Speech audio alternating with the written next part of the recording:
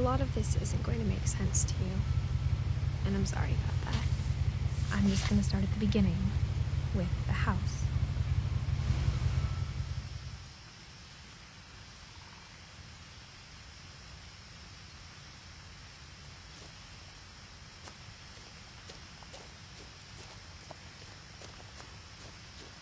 Someone had put up a chain link fence, but it looked like I wasn't the first person to hop it. My brother Milton disappeared when I was 4. It was like the house just swallowed him up.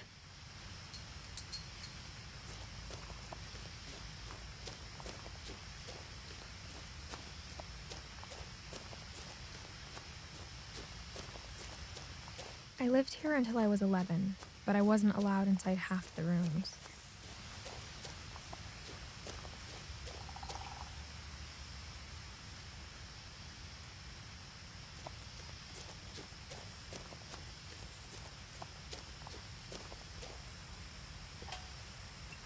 Inside the mailbox were bills from 7 years ago, marked urgent, open immediately.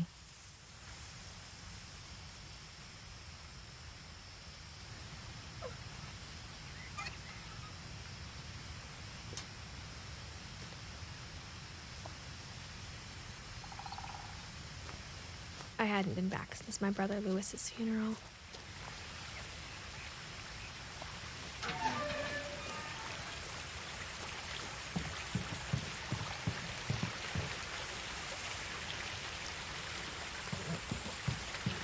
In her will, my mother left me a key but didn't tell me what it unlocked. Maybe she thought I'd know, or she thought that the mystery would be enough to bring me back.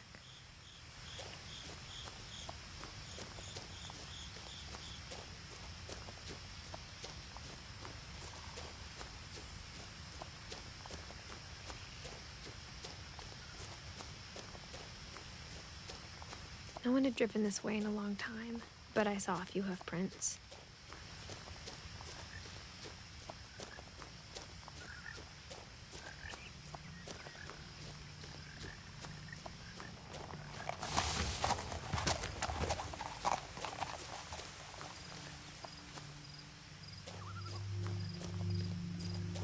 The truth is, even after I inherited the house, I never thought I'd come back to it.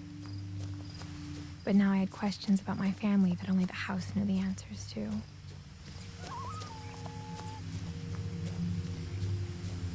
The house was exactly like I remembered it, the way I'd been dreaming about it.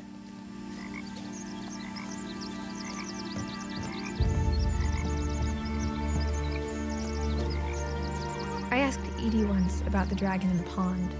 She said it had killed her husband. I was 6. It seemed like an odd joke to me, even then.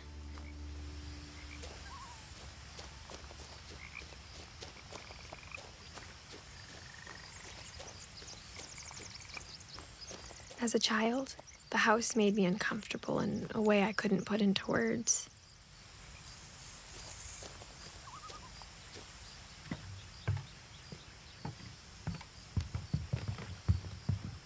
Now, as a 17-year-old, I knew exactly what those words were. I was afraid of the house.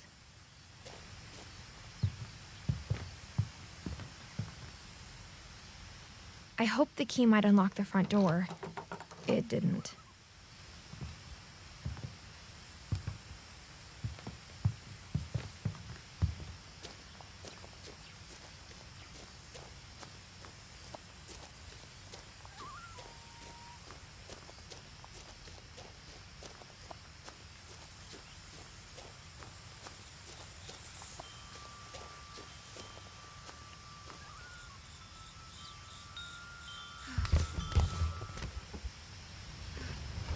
Crawling through the doggy door used to be a lot easier when I was 11.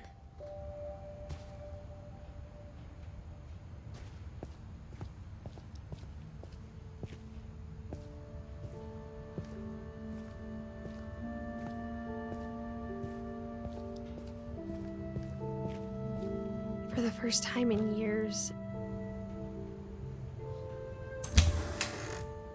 I felt like I was home.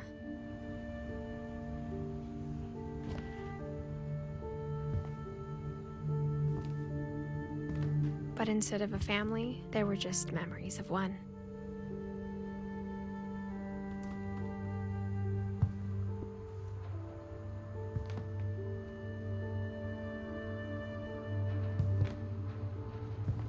Like how after Louis started working at the cannery, we all got sick of eating salmon. Except our cat, Molly.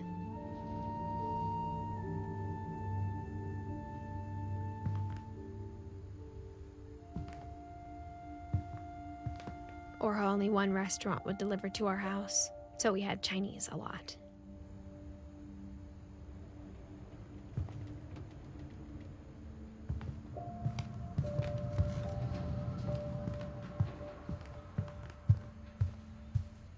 The table was still a wreck from the night we left. It was like a bomb had gone off, killing everyone but sparing the furniture.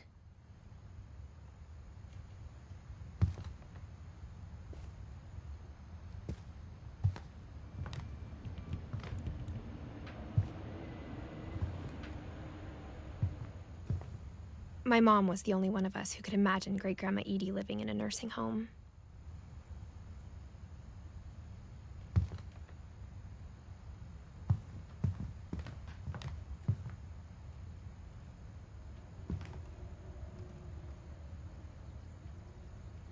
Nothing in the house looked abnormal. There was just too much of it, like a smile with too many teeth.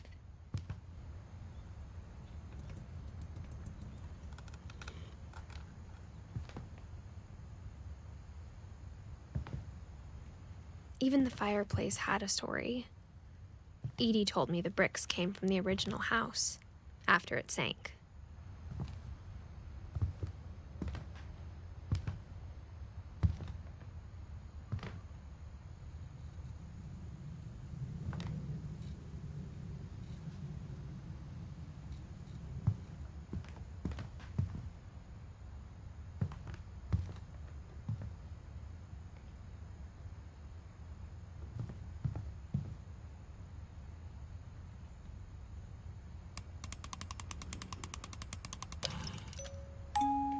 Great-Grandpa Sven built a music box for Barbara, along with the rest of the house.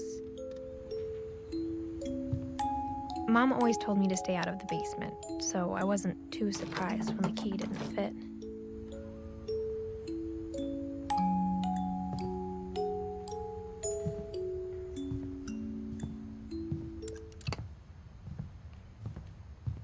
My mom wasn't much of an optimist, but she never stopped believing that my brother Milton was alive. A lot of things got left behind in the whirlwind of that last night.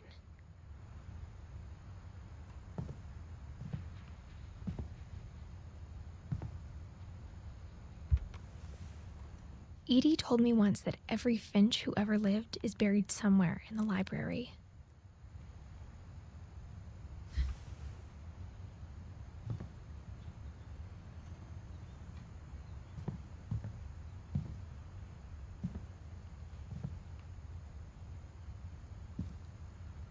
After Milton disappeared, Mom sealed up all the bedrooms. Then Edie retaliated and drilled peepholes.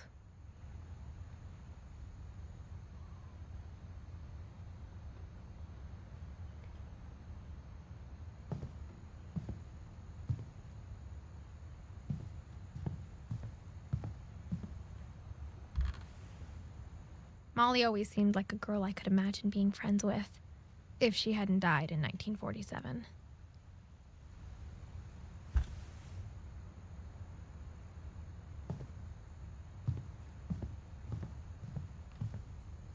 I spent a lot of time playing in Great Uncle Walter's room. I think my mom sometimes regretted not sealing it up.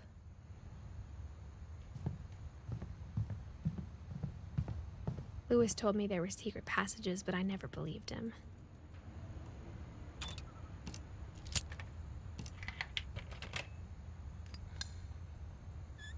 Turns out, my mom was really good at keeping secrets.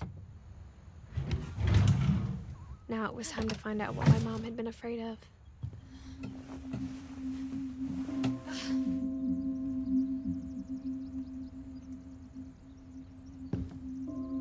Reading this, maybe it sounds like I had a plan. but I had no idea what was behind that door.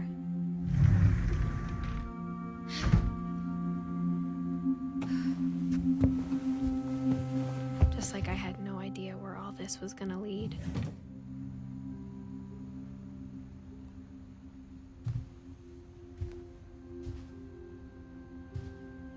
I grew up looking at Molly's room through the peephole. Molly's gerbil had a tiny bedroom with its own even tinier gerbil cage.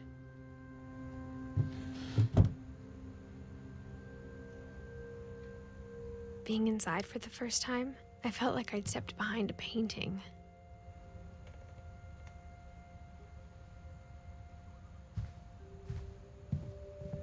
I got the sense Edie had spent a lot of time here before my mom sealed the doors.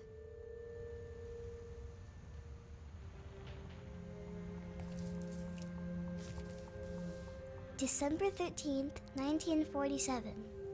Dear Diary, I'll be gone soon, but I wanted to tell somebody about what's gonna happen. It started when Mom sent me to bed without dinner. I woke up and I was starving, so I looked around for something to eat.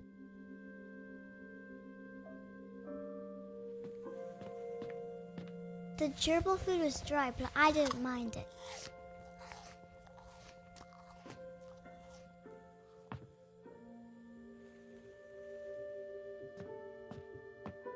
My Halloween candy was all gone.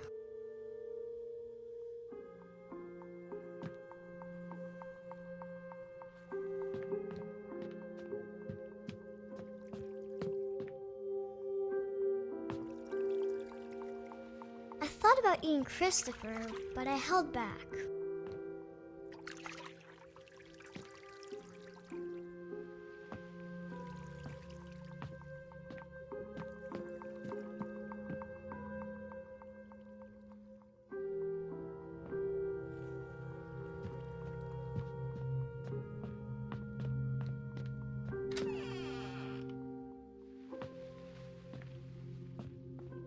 I kept eating and eating.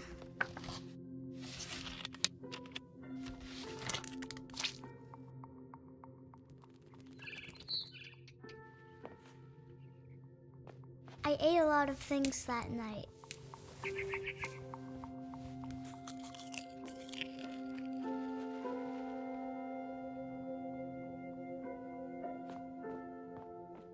Then I heard chirping outside my window. It was a barn swallow going back to her nest. I reached out for her.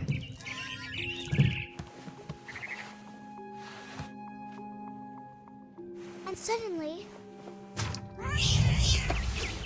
I was a cat.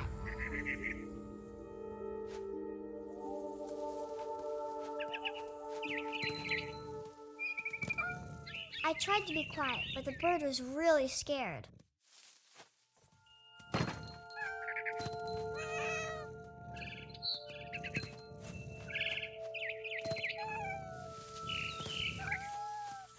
Mom and Dad didn't even look at me.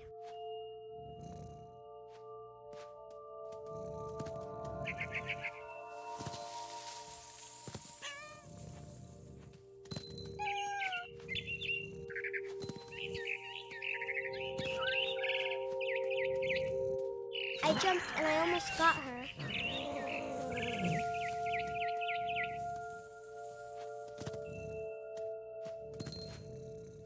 I could tell she was getting really tired. Now I was up in the big tree. I promised Dad I wouldn't climb it anymore. All I cared about was eating that mama bird. I gobbled her up. And suddenly, I was an owl. First, all I heard was the wind. Then I heard little teeth nibbling in the grass.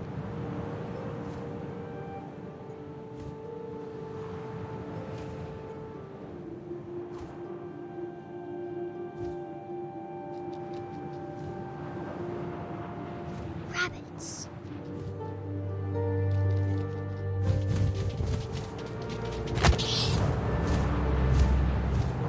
I imagined his face looking up gobbled him up, and I didn't chew one bit. Then I flew off to find something bigger.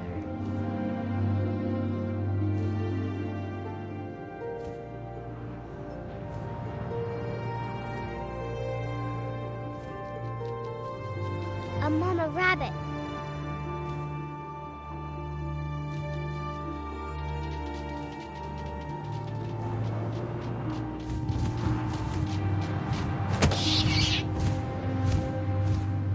She was almost too big to carry.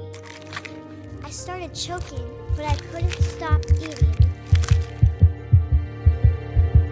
And suddenly, I was a shark.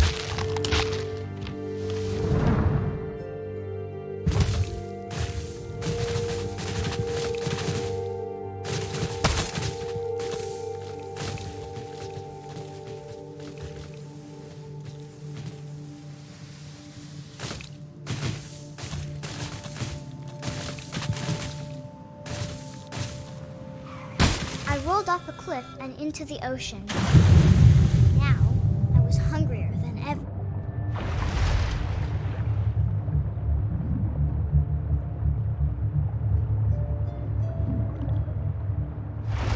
I wanted fat, juicy seals. I tore off her flipper, and it tasted really good.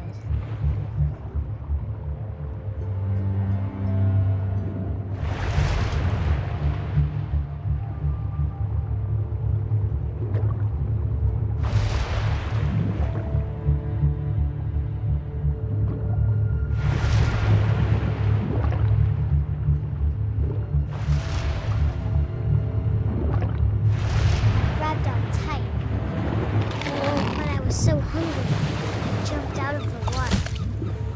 When I opened my eyes, everything had changed.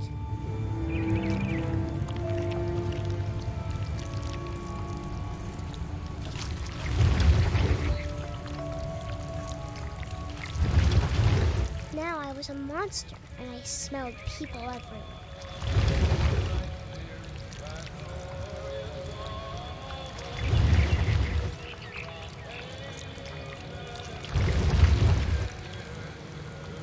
I was big, but I moved real quiet.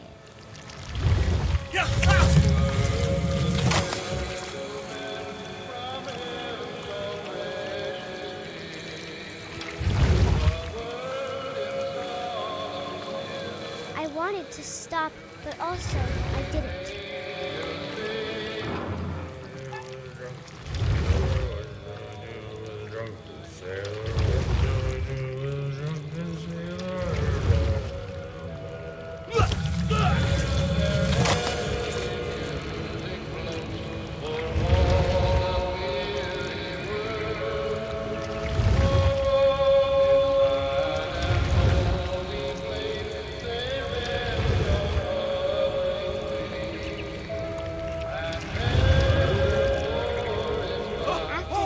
Passenger, I was still hungry, and across the water I smelled something new, something I had to have, so I swam towards it.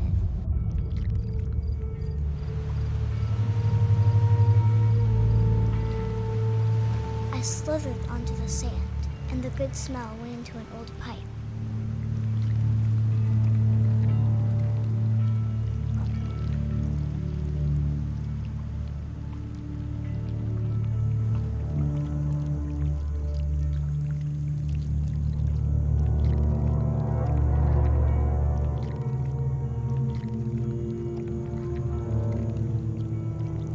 I got closer and closer.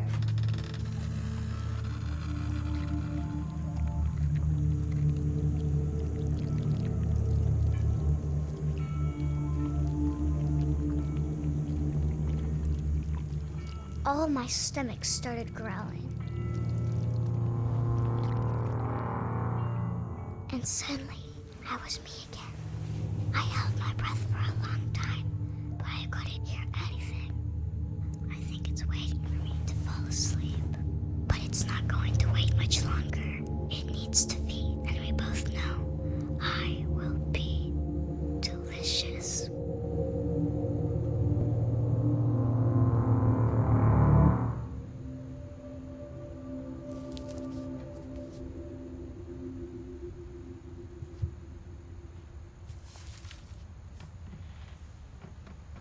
I'm not sure if I believed all of that, but I'm sure Edie would have.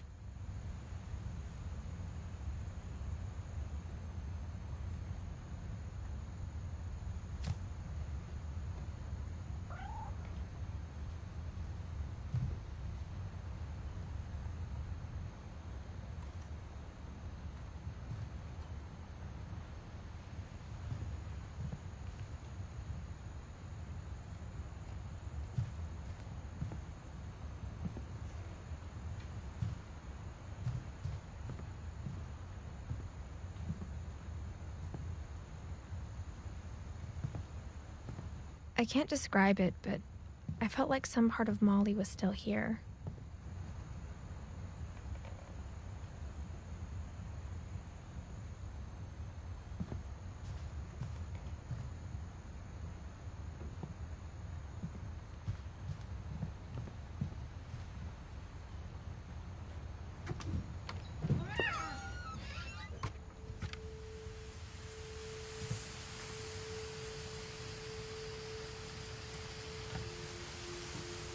This will be obvious later, but my mom never told me any of these stories. Edie would have, but Mom didn't like bringing up the past. Though, when we adopted a stray kitten, she was the one who named it Molly.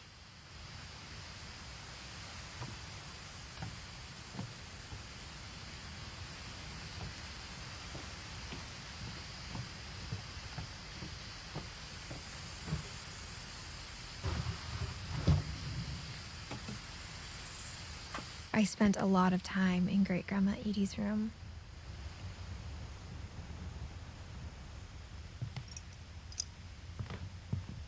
We got along, and it was a good place to hide from my mom.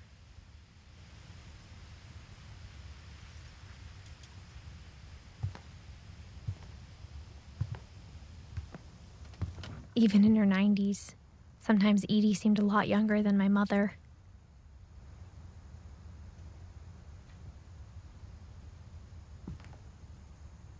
When Edie told people Sven was killed by a dragon, she could also have said he was building a dragon-shaped slide that collapsed.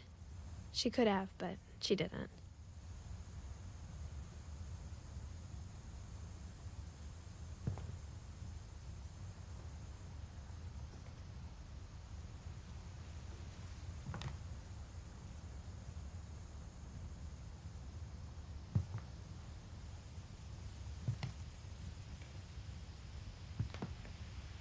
One summer, they evacuated the island, but Edie refused to go.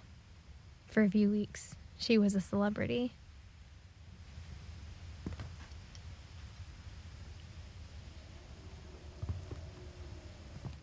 I hadn't thought of myself as Edith Jr. for a long, long time.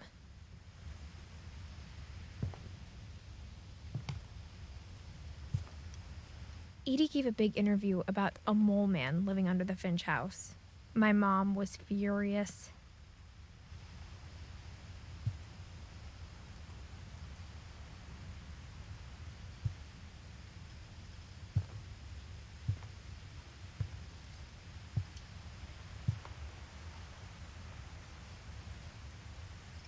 Edie knit me a new pair of gloves every year, just in time to replace the old ones.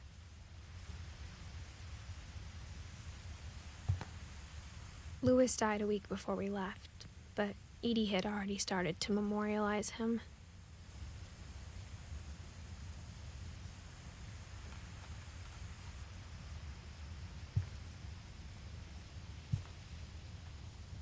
Her room was like a museum.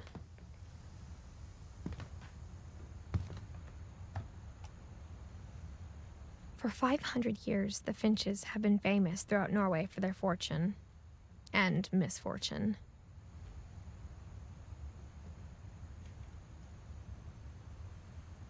Odin Finch buries the latest victims of the family curse, his wife Ingeborg and their newborn son, Johan.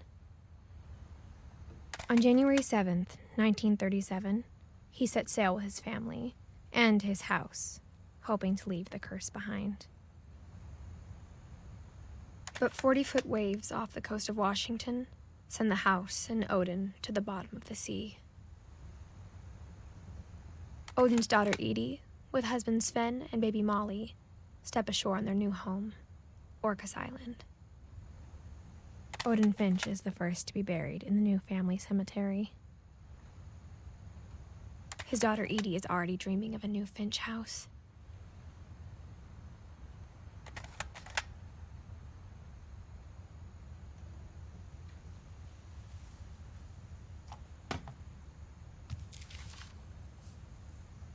Whatever's wrong with this family, it goes back a long ways.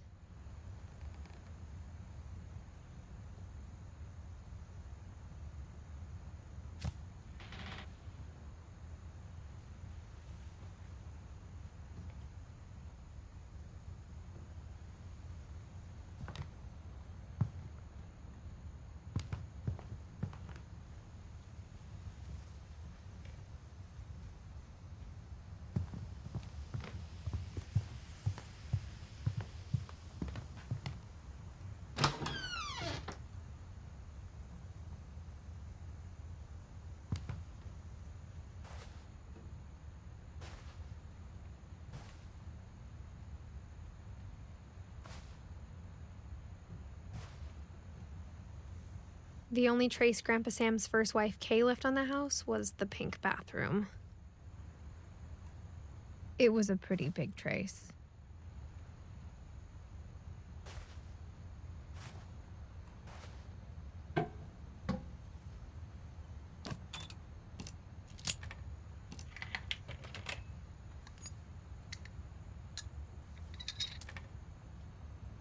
There's a secret in this bathroom.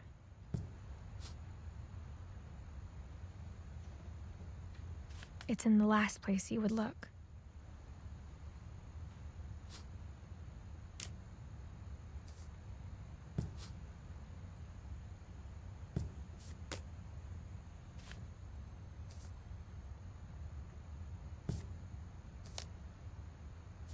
It isn't in the cupboard.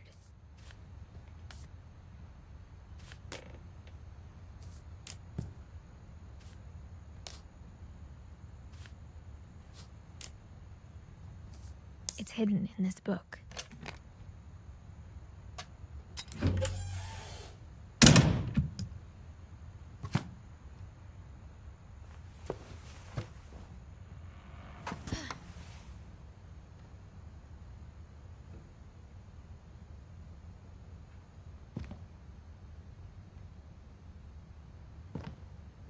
Sven gave Sam an old camera he'd refurbished. He never put it down.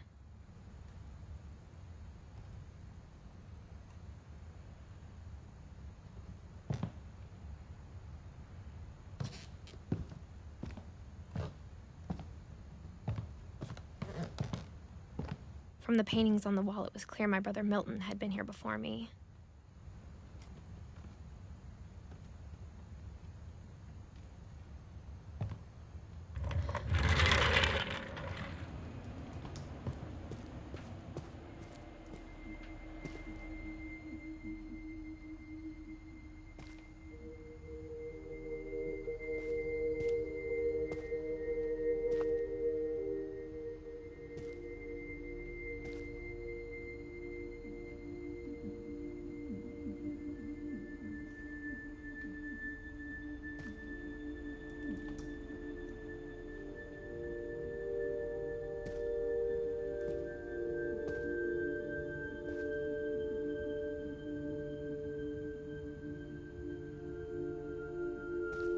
I knew Grandpa Sam had a twin, and that he never talked about him.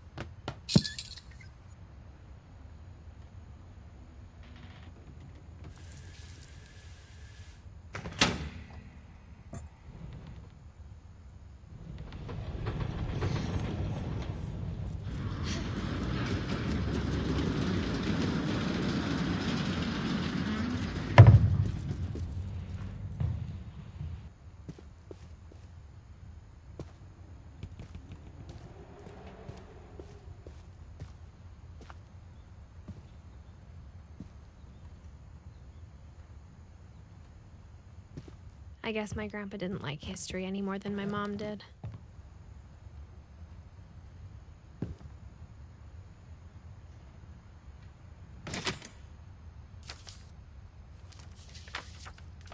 How I Want to Remember My Brother by Sam Finch. The thing I remember is that when he made up his mind, that was it.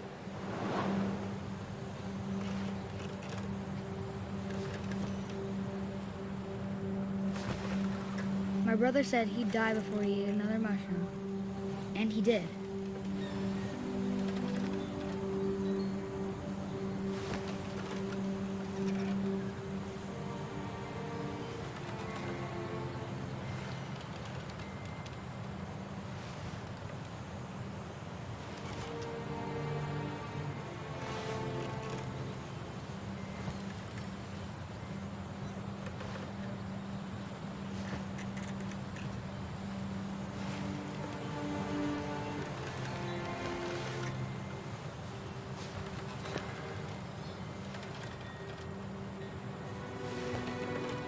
At Barbara's funeral, we swore we'd never be afraid again, and he wasn't. I think Calvin always wanted to fly.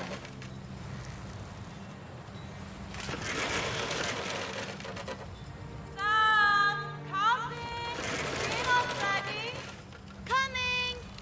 But that day, he finally made up his mind to do it. I told him going around was impossible. Maybe if I hadn't said that.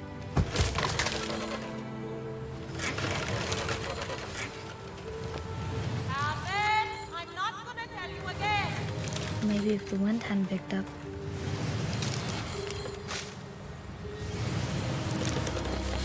Then maybe he'd still be here.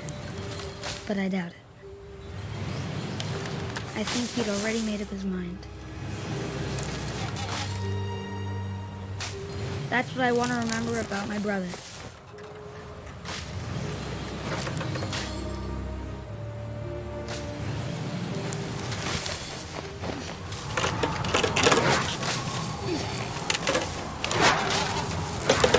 The day he made up his mind to fly. And he did.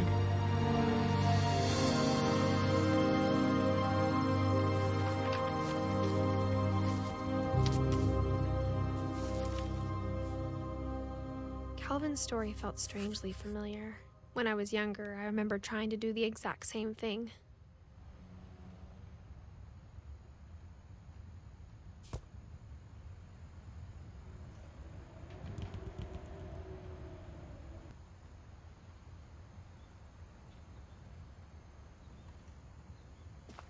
After the funeral, Edie roped off Calvin's half of the room.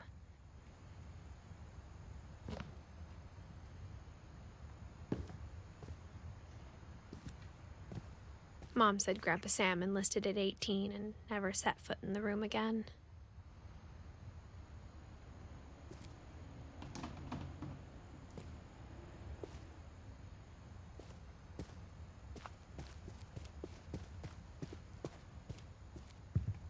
The passages were a pretty tight fit.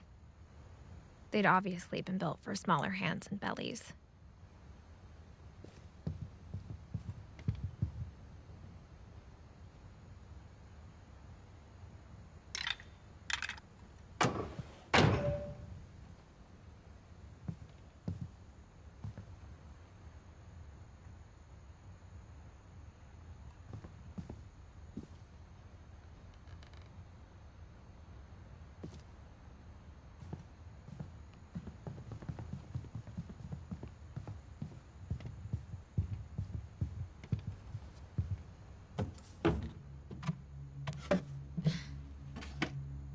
Growing up, I always thought of Barbara as a child star.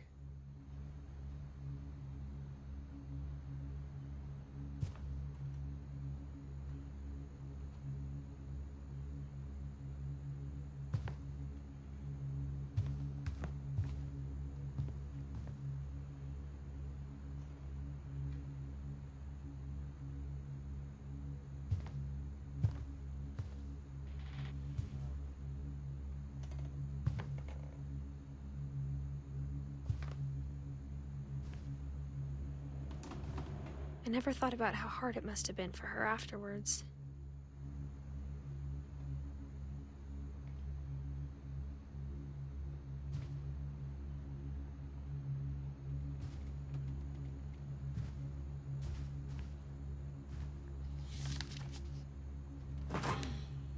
Of all the stories people wrote about Barbara's death, I'm surprised Edie saved this one.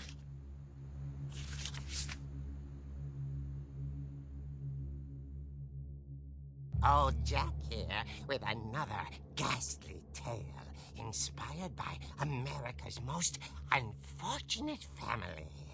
I'm calling it The Surprise Ending of Barbara Finch. As a child star, Barbara was famous for her scream. Now at 16, she was all washed up. A has-been. But in a lucky break, she'd been asked to perform her signature scream at a local convention for monster movie fans. It was just the boost her career needed. Unfortunately, her scream hadn't aged well. Getting better. I think you just need the right motivation. Her biggest fan and current boyfriend, Rick, was about to demonstrate when... Now that was a great scream. It was Barbara's father, Sven. He'd slipped into a table saw and had to be rushed to the emergency room. So Barbara got stuck babysitting her youngest brother, Walter. Her convention comeback was canceled. Okay, I'm hearing frustration, but I'm not hearing terror. What if I tried... A gang of hoodlums in Halloween masks have been terrorizing Orcas Island tonight. Police are urging residents to... That came from the basement. You're right! Also, I loved your delivery on that. Why is your basement door locked? Because my dad likes making puzzles and secret passages. There's a key hidden in the music box. The secret is to keep winding and winding until finally the key pops out. Thanks, babe. I'll be back in a sec. 20 minutes later, Rick hadn't returned. So Barbara went to look for him, right on cue. She reached for the music box. And as she wound the key, she listened for Rick, but the house was silent.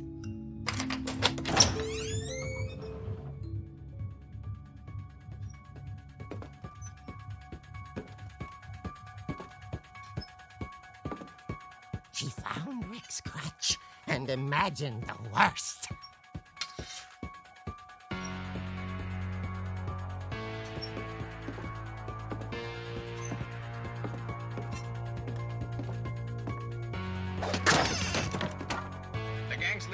Infamous Hookman killer, Dr. Carl Hamill, who impaled and then ate his family 10 years ago tonight.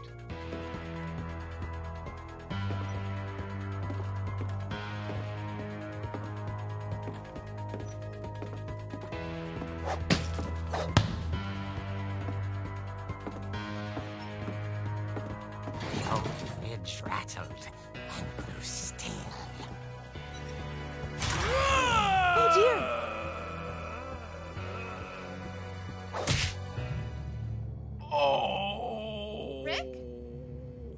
Barb, relax. I was just trying to scare you to help you find your scream. Well, I'm not scared, Rick. I'm furious. Then act furious. All I'm getting from you now is that you're hurt and confused and... She threw him out, but she kept a little something to remember him by. Barb, have you seen my other crutch? And she was still holding it when she fell asleep watching the late picture show. Hours later... Barbara! Walter, what's going on up there? Ah! Okay, I'm coming up, but if this is a trick, you're dead, Walter.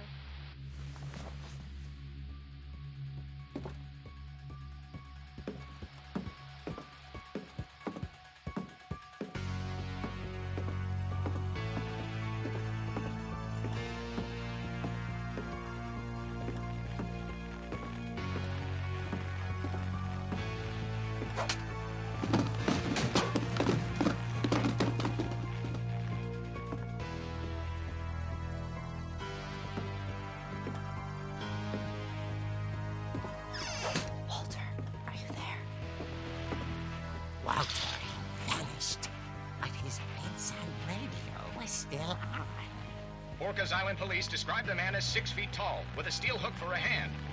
Residents are urged to lock all doors and windows and notify the police of any suspicious activity.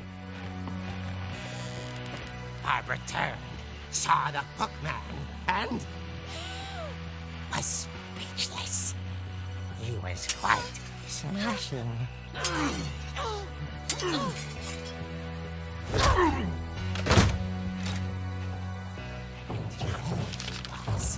He couldn't get enough of Barbara. Okay, Barbara, there's gotta be another way out of here.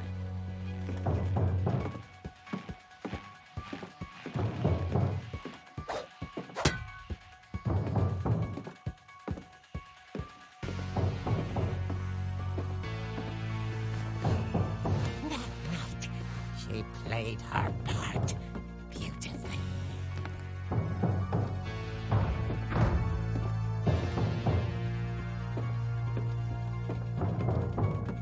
She thought about abandoning Walter, but just couldn't do it.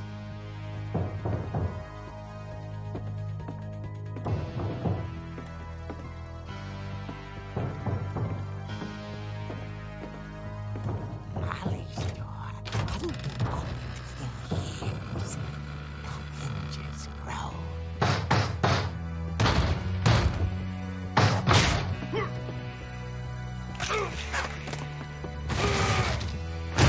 He wasn't moving, but she sensed the story might not be over yet.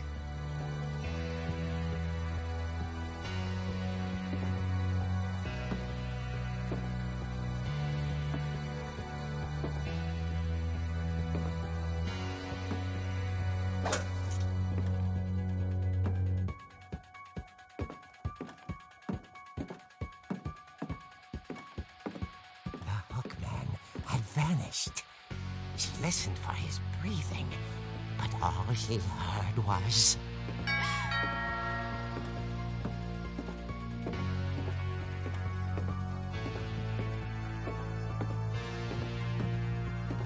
At the door, she heard whispering. It was coming from inside the house.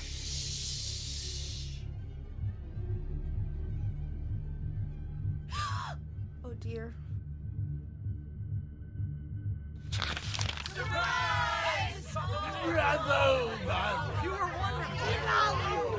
monsters had come to surprise her. For Barbara, it was a dream come true. Then she saw what kind of monsters they were, and she realized what was about to happen. She was going to be famous.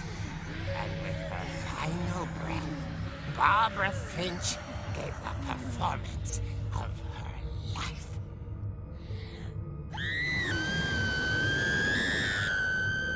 I wasn't there myself, but I hear Barbara was magnificent.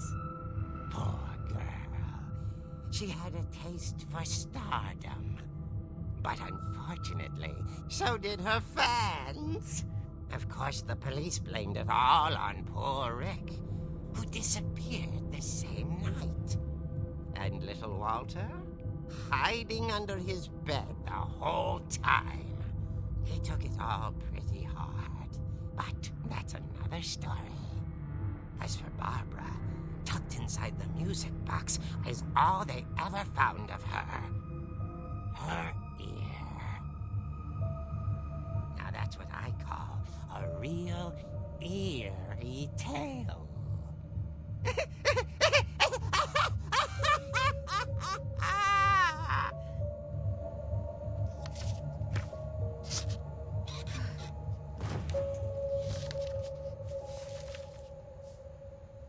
Edie told me all Barbara wanted was to be remembered, as absurd as that comic was. Maybe what Edie saw was a happy ending.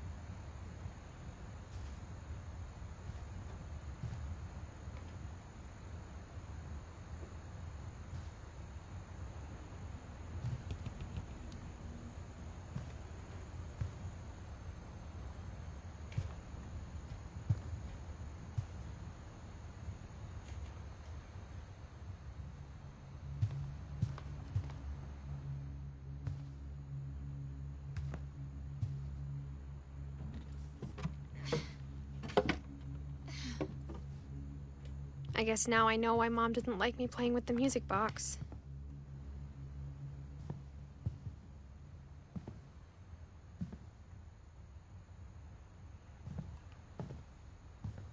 Whenever people ask me about my family, the first thing they always want to know about is Barbara.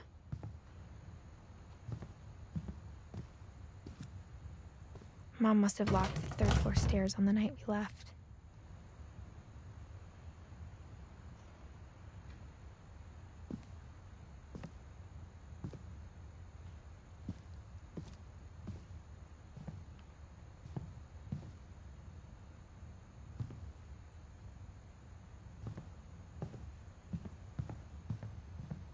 It's funny. All those times I played with the music box and never found the basement key.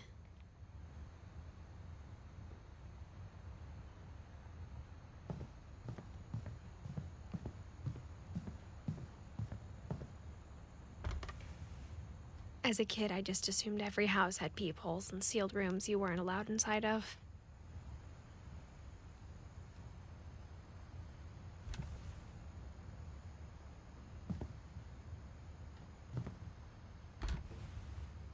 My Grandpa Sam spent 7 years sharing a room with his dead brother, Calvin.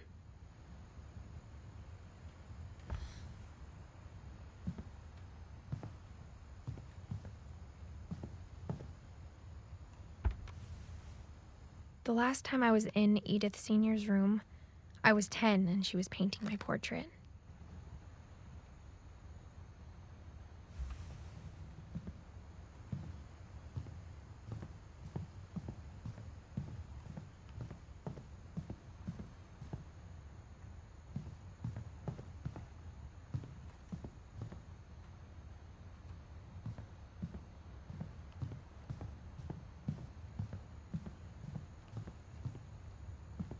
Edie's father, Odin, built the original house.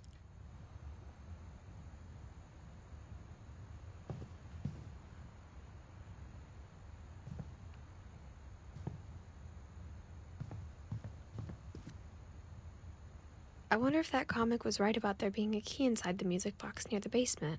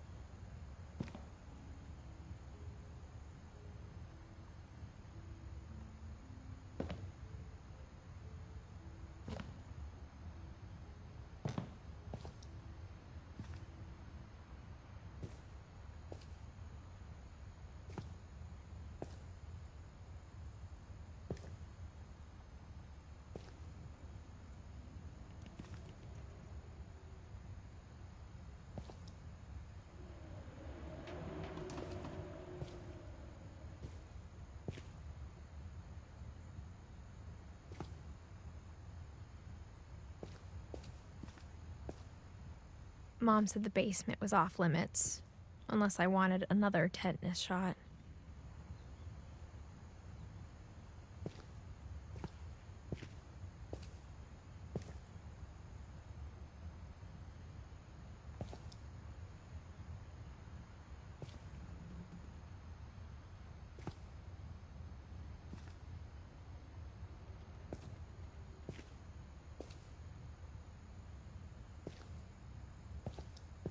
I saw Edie sneak down to the basement once, carrying packages.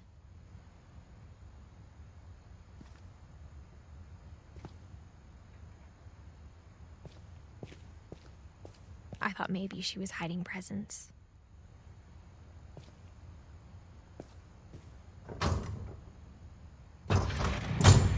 It turned out she was hiding a lot more than that.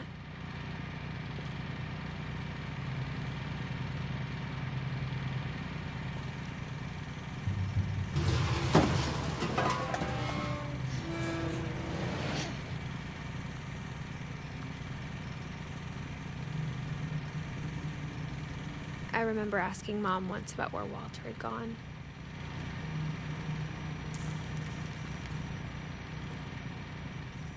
She said after Barbara died, he got as far away as he could.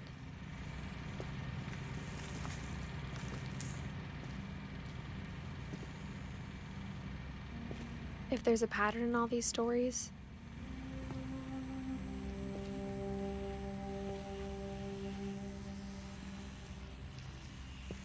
I think it's that none of us has gotten very far.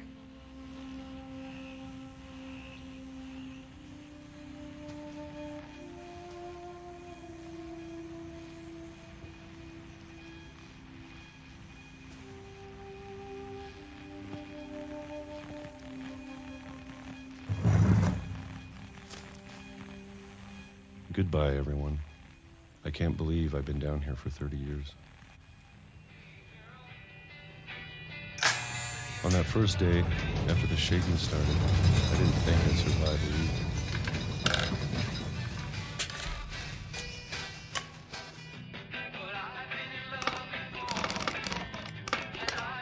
But after a few days, I settled into a routine. That's what kept me sane. Having a schedule, living for today. I always expected to be dead tomorrow. But if you wait long enough, you get used to anything.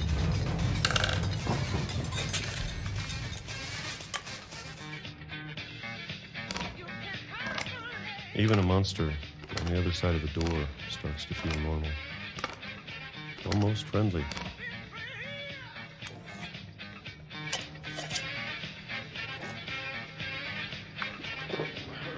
And then one day, everything just stopped. Whatever that thing was, it was gone. Maybe it got tired of waiting. Or maybe I just got tired of being afraid.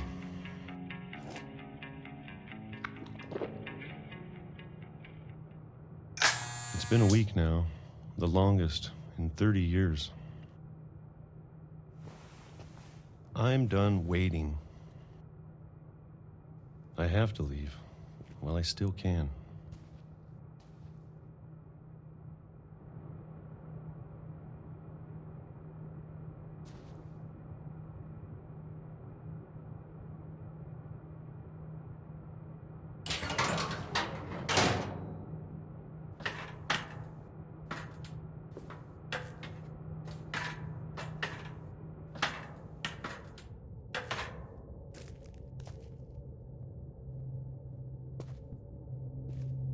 I know it's out there, somewhere.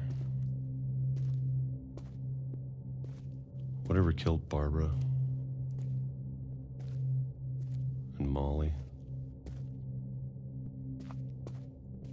and Calvin. Maybe this is all a mistake. But I need to stop living the same day. Even if it kills me.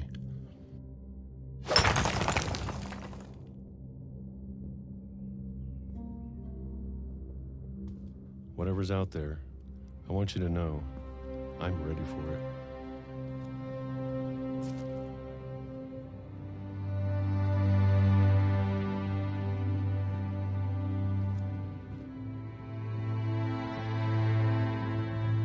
I'm going to appreciate all of it. Especially the food. I don't mind if I only have a year left. Or a month. for a single week. I'd be happy with one new day. I can already imagine the sun on my face.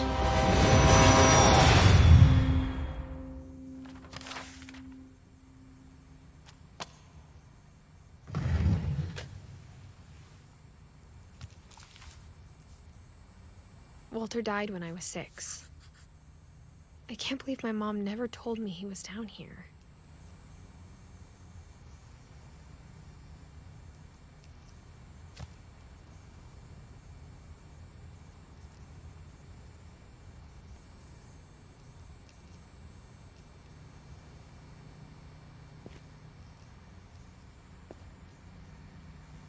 I'm sure my mom was trying to protect me.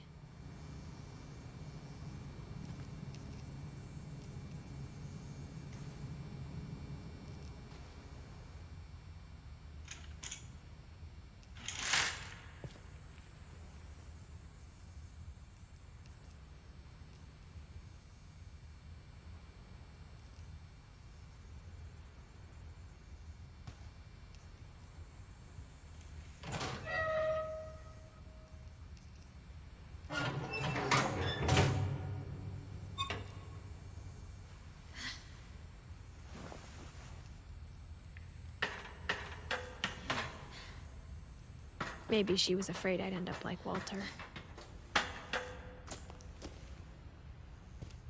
But if she never told me about an uncle under the house, I can only imagine what else she was hiding. I don't want to make the same mistakes she made.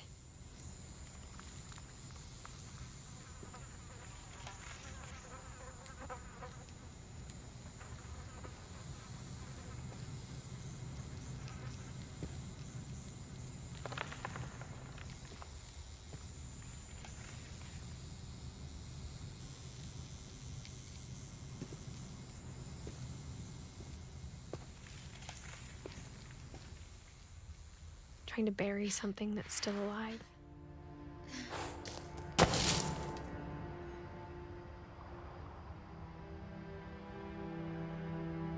Now that there's only one of us left, or maybe two,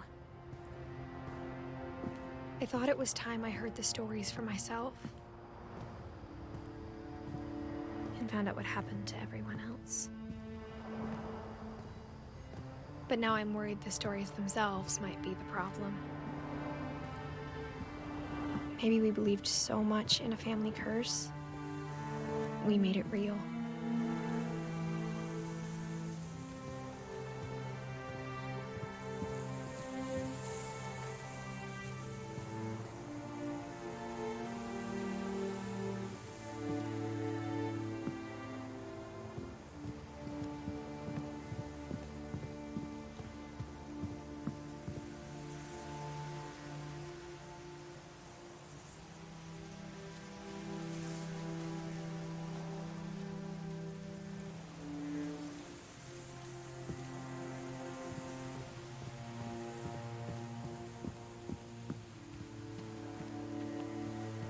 I don't know if I should even be writing this.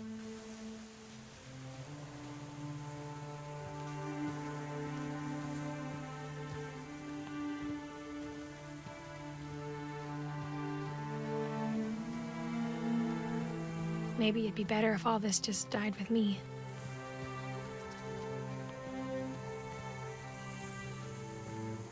But I thought you should know about your family.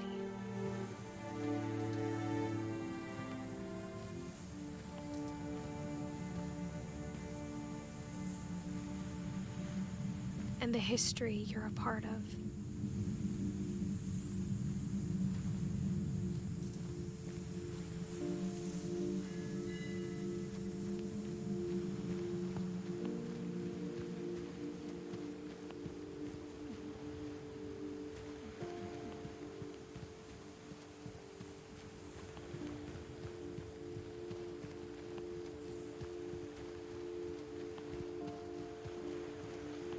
Though to be honest, I feel as lost as you probably do right now.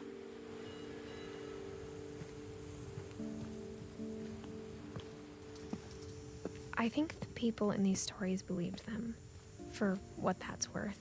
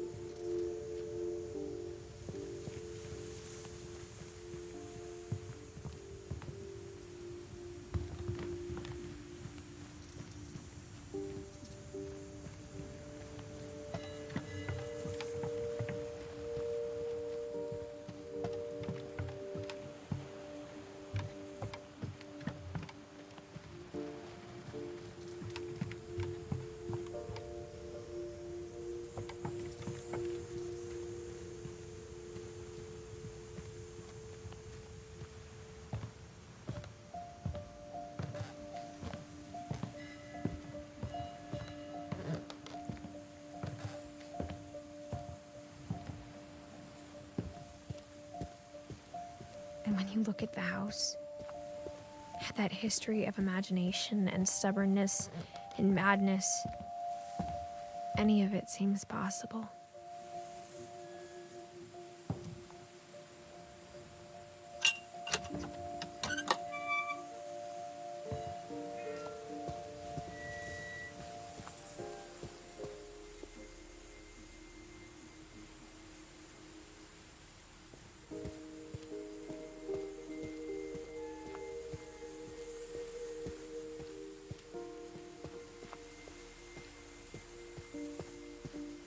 I think we've been surrounded by death for so long, we've just gotten used to it.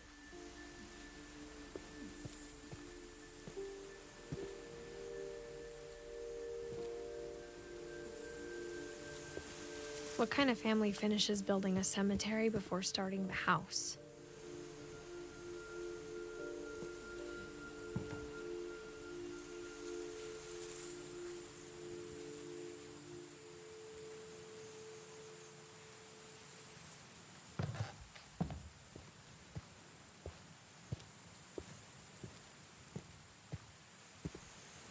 It's embarrassing for me to admit this, but the pet cemetery made me more uncomfortable than the human one. 3 of the gerbils were mine, and 2 had been my fault.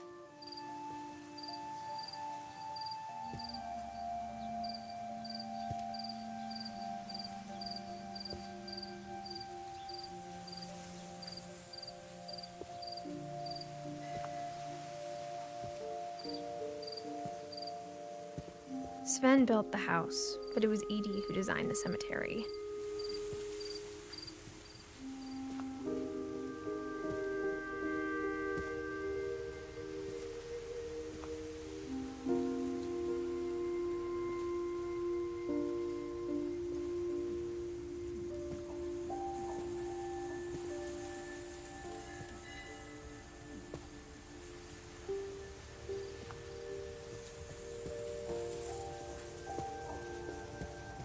I'm sure Odin's monument had been Edie's idea. My mom was always trying to move on, but for Edie, the past never went away.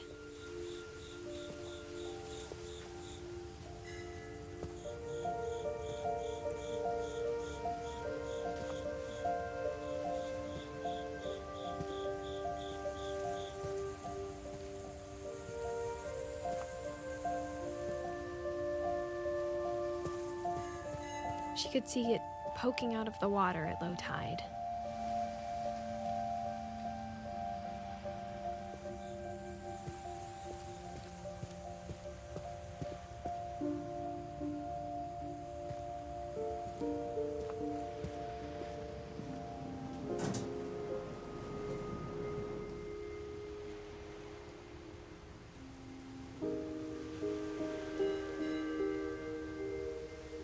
Edie said she dreamed about the old house every night.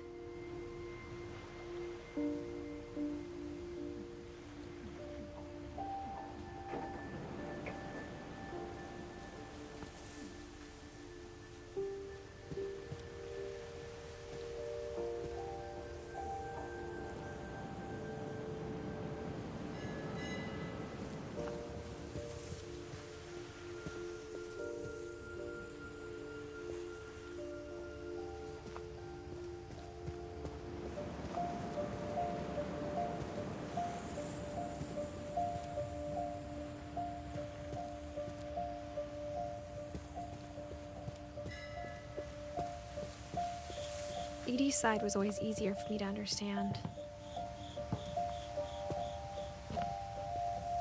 But the older I get, the more I can see where my mom was coming from. Her dad had been pretty strict, but it wasn't enough to save her brothers. She was just trying to do better.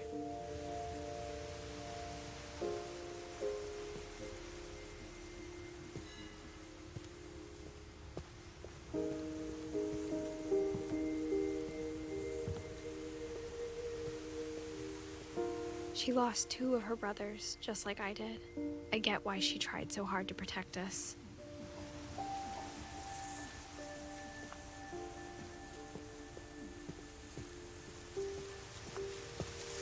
There's so many things I wish I could ask my mom now. Part of me thinks this is what she wanted all along. For me to come back someday and find everything out for myself.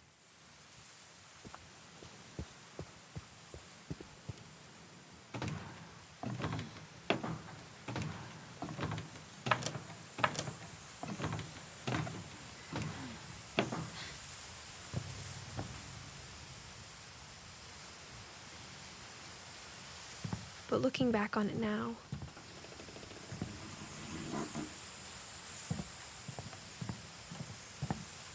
if she told me there was going to be so much climbing,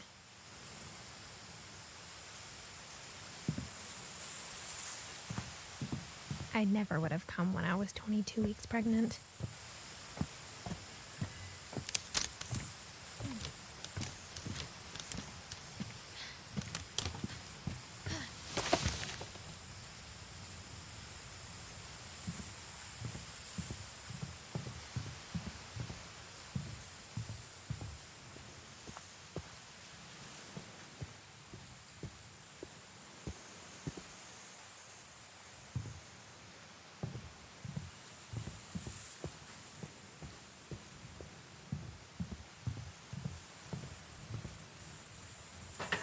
I never met Grandpa Sam, but I think he and my mom had a lot in common.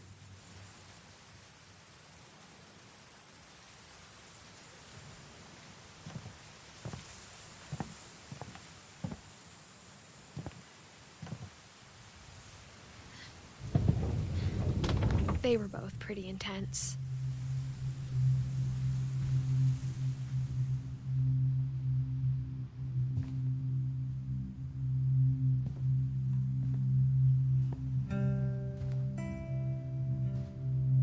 Sam spent his life shooting photos, but Mom said he got nervous being in front of the camera. I guess we're all afraid of something.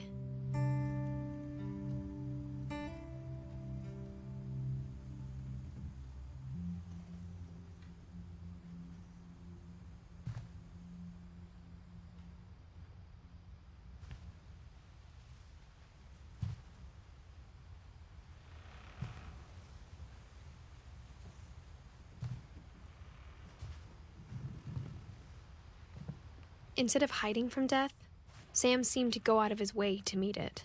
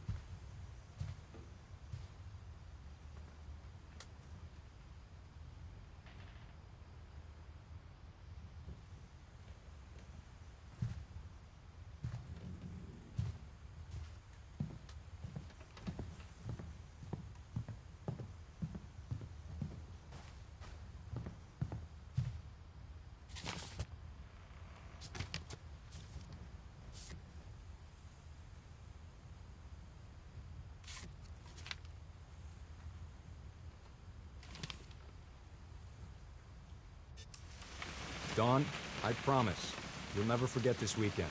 Yes, sir. These memories are gonna last a lifetime. Mm-hmm. Am I gonna have to shoot anything? It's a hunting trip, Dawn. Shooting is strongly encouraged. Shouldn't we be leaving? Just want to get a shot of you, Dawn, then we can take off.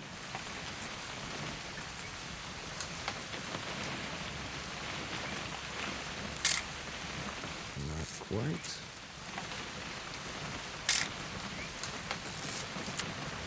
What? Perfect. It's gonna rain the whole weekend, isn't it?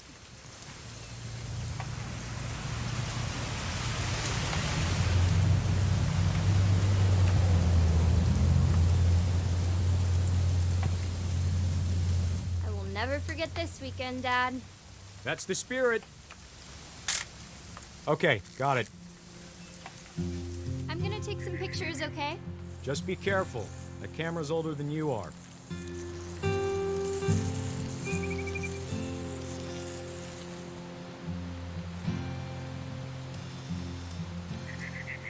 You're right, Dad. It's starting to clear up.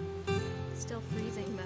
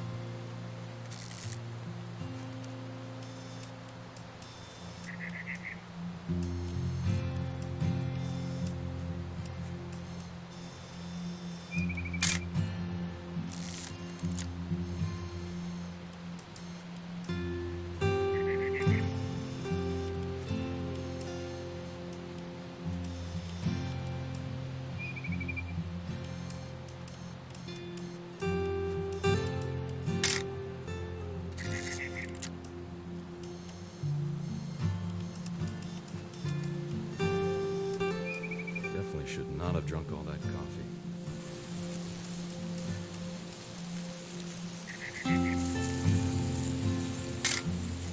Aw.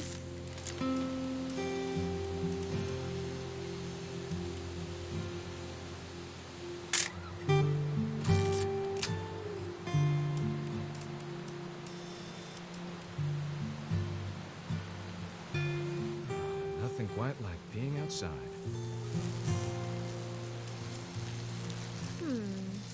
Hold still while I take a picture. Hey! That's a keeper. Oop. A little more gas in the tank, I guess. I'm just saying, I'm not always gonna be here, Don. You'll need to remember this stuff, if you want to survive. I'll be fine, Dad. You know who else thought he was gonna be fine? Some guy who died. Don, I'm being serious. I know, Dad. You're always serious. Doesn't being out here make you want to chill out? Well, to tell you the truth, I haven't been out here in 20 years. Don, don't you think you could find something more interesting to photograph? Last time I was with my brother Calvin. Man, that was a great trip. Your grandpa Sven taught us how to fish, how to build a fire. We found an old logging trail. There were deer everywhere. I bet if I could remember where that trail... Dad! Good eyes, Don. Before you take the shot, let me get a picture of you.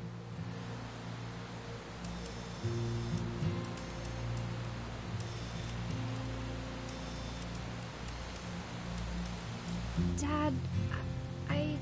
Just breathe. Turn off your imagination. Focus on your target.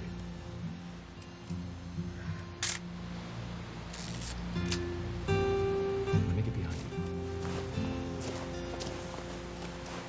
Do I have to do this? Don, you don't have to do anything. But if you want to survive, you'll need to be strong. Great shot, Don!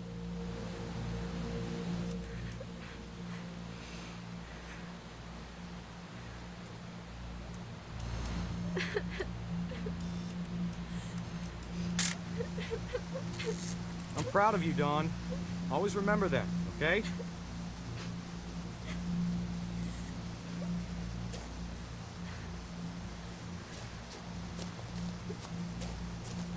Sorry, Don, just gotta reset the timer.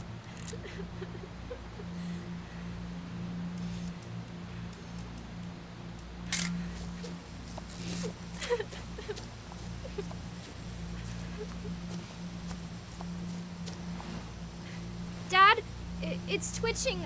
I think That's it's totally normal, Don. Just focus on the camera. Try not to think about... Dad!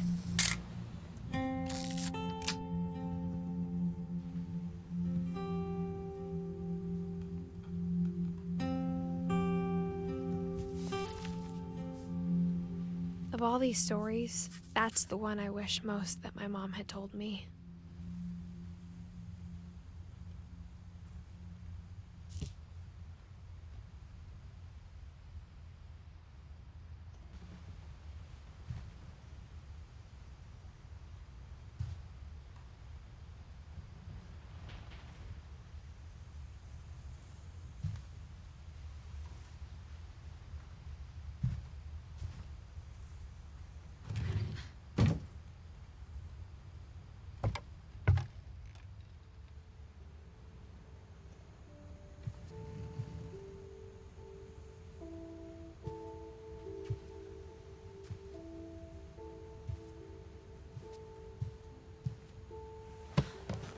After Sam died, my mom and Edie got really close.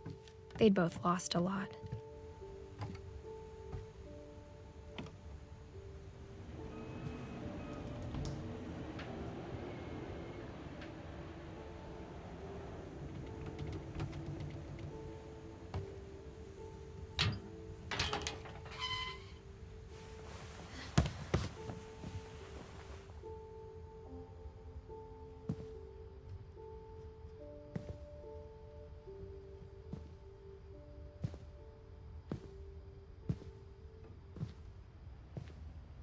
I can't imagine my mom ever writing poetry, and yet...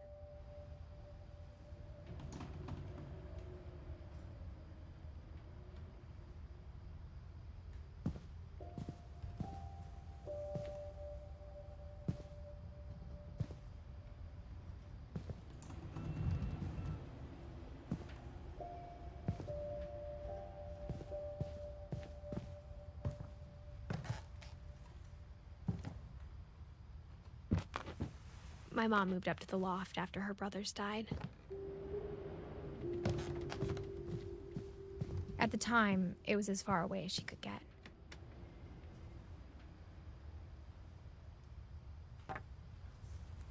A poem for Gus, who always said the wedding was a bad idea. Our father never hit us kids, at least not very hard, before the day my brother said with teenage disregard that he'd be dead before he'd see a wedding in our yard.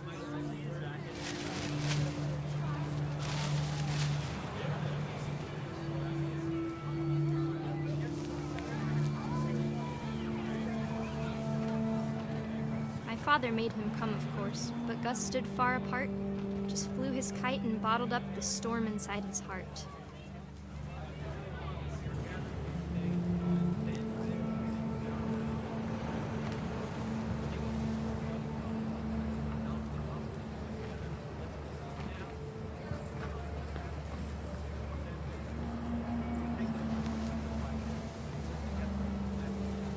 I tried to talk him out of it, but though he'd never met her, "We don't need a stepmom," were the words that I now remembered. pronounce you husband and wife. You may kiss the bride.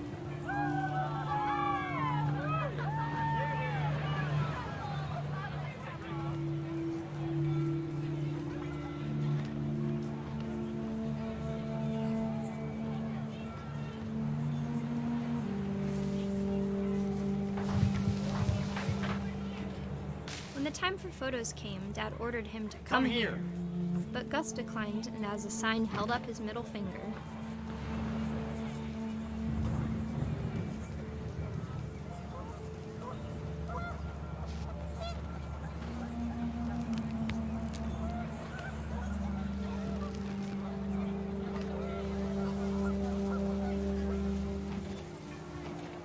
The wind picked up, and panicked geese appeared and quickly went. But all the humans did that day was go inside the tent.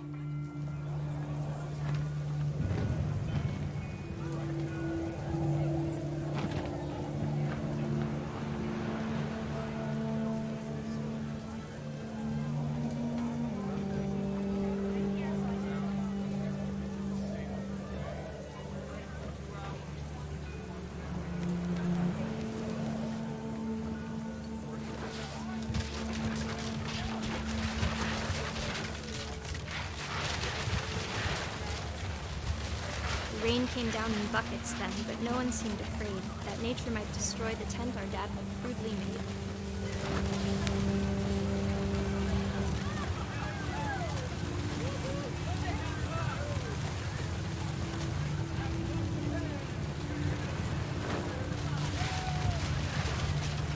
The thunder sounded much too close and full of angry power. But all my father said to this was, "Make the music louder."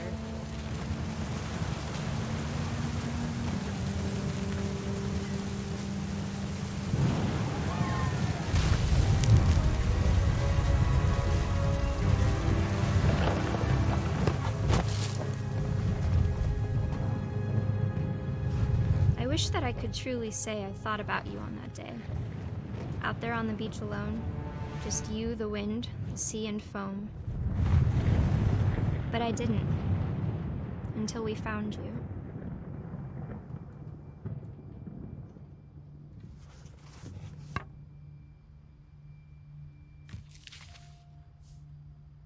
She never talked about him, but Mom told me once if I was a boy, they were going to name me Gus.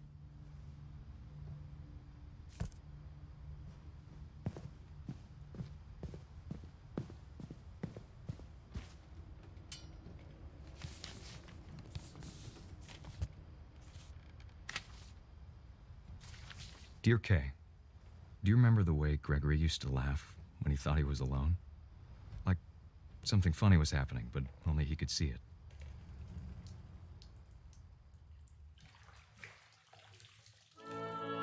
I think he saw things the rest of us don't.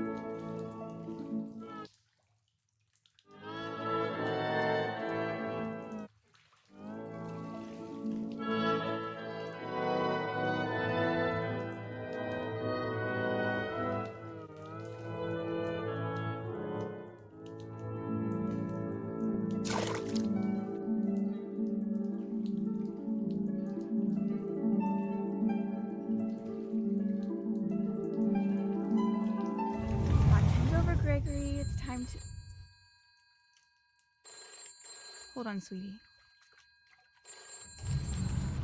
Hello? Sam, I told you I don't want to talk right now. I wonder what he saw. What his world was like.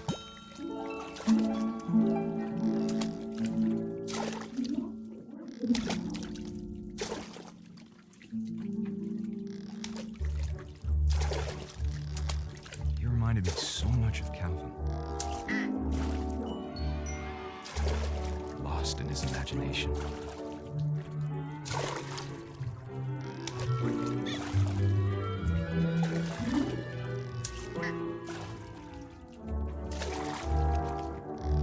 Whatever it was he saw.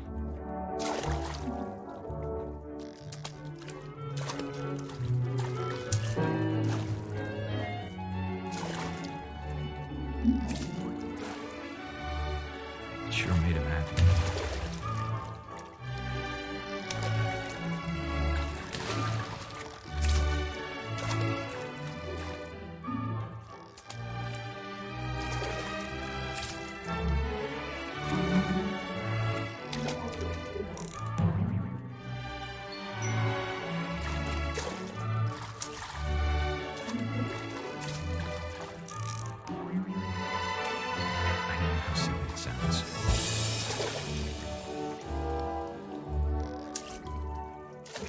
That I worried about a baby being too happy.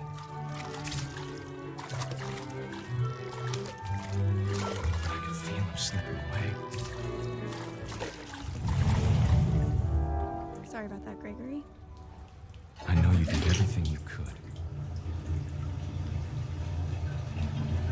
Maybe if I hadn't called that night.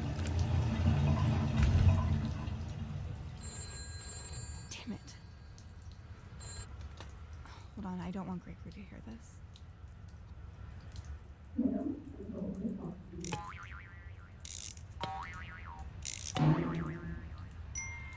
I wish he could have told us about the world he saw.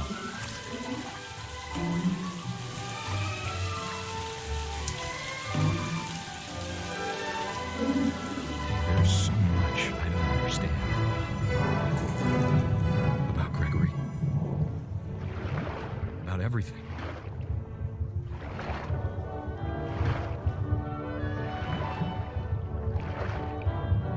But I know what happened wasn't your fault.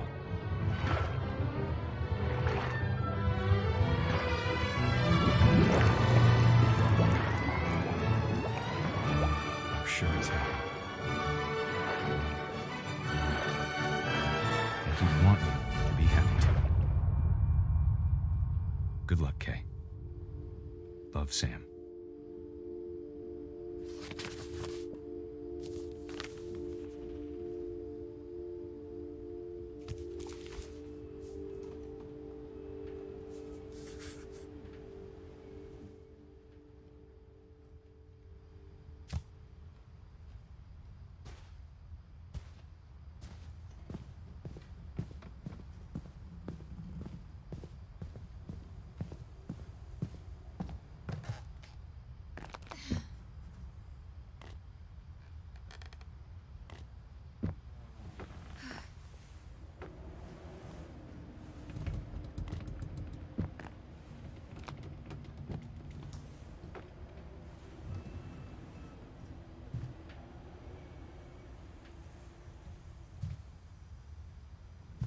Religion was another thing my mom never talked about, but I think it helped her a lot after her dad died.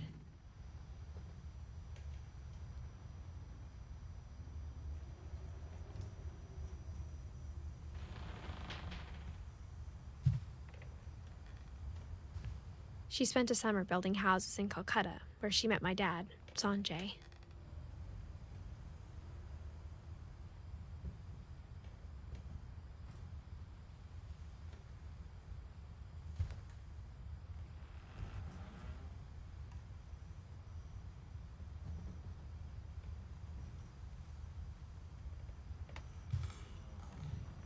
My mom moved to India a week after graduation and got a job teaching English.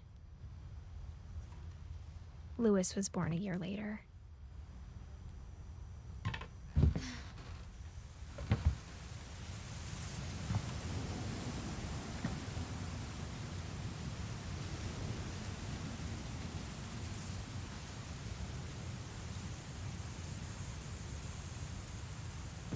When my dad died, I don't think Mom knew where else to go. I'm sure Edie was happy to have her back.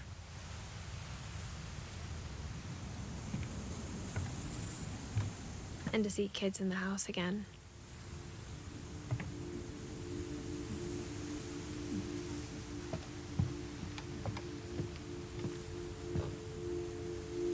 The house had to get a little bigger, but Edie was used to that.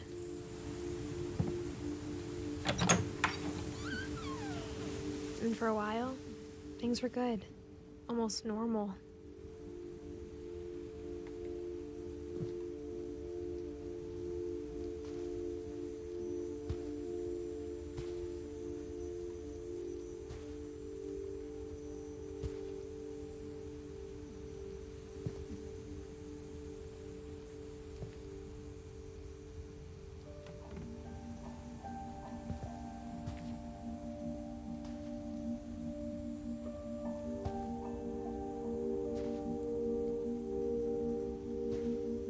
But it didn't last.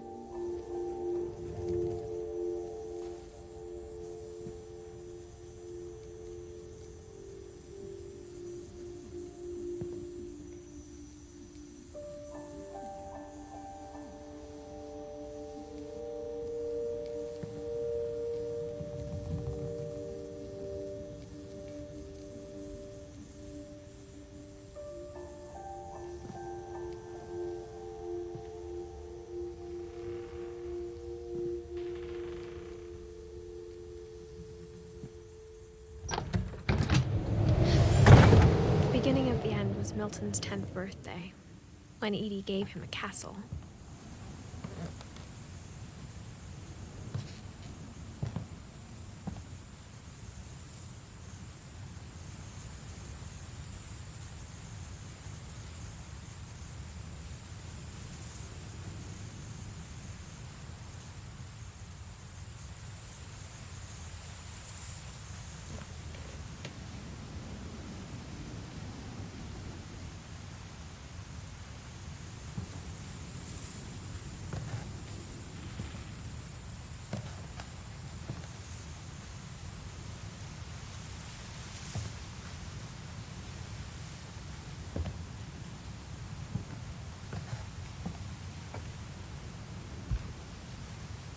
After Milton disappeared, the only thing he left behind was a room full of paintings.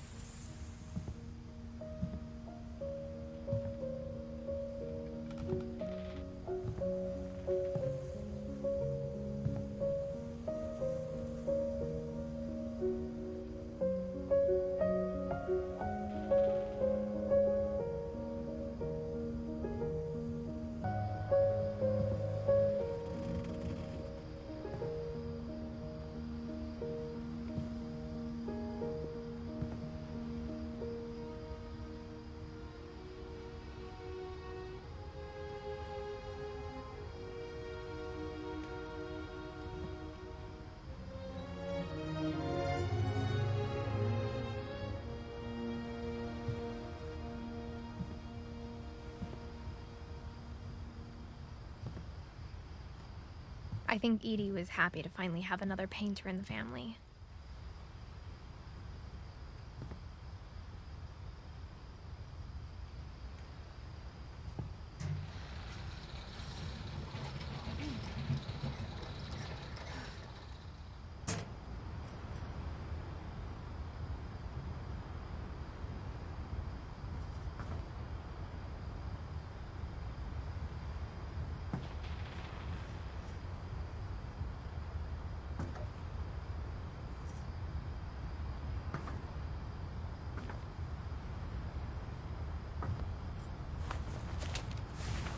Milton Finch in The Magic Paintbrush.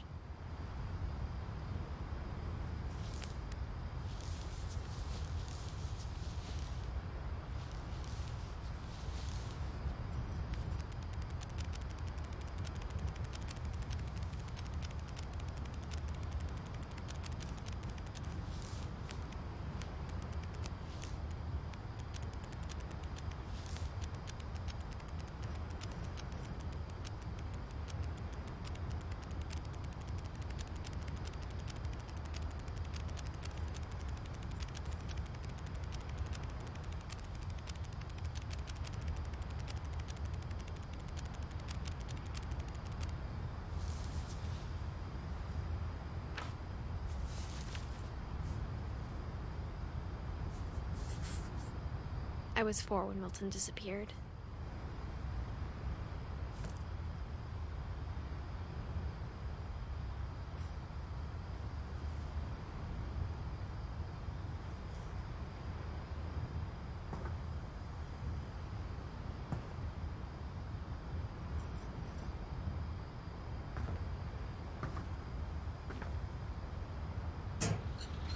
Mom spent months searching for my brother.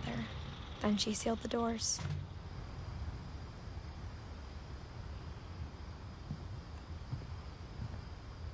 Whatever Milton had found in the house, Mom didn't want it getting out.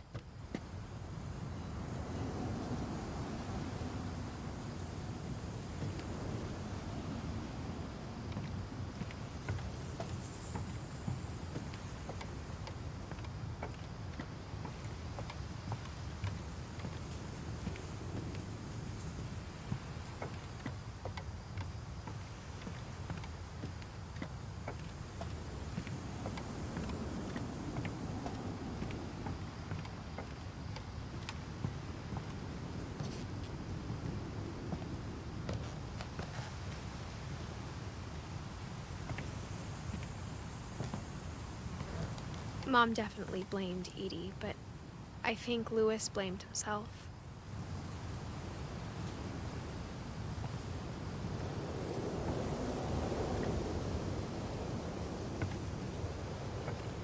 After he graduated, he just spent more and more time in his room, until Mom got him a job at the cannery.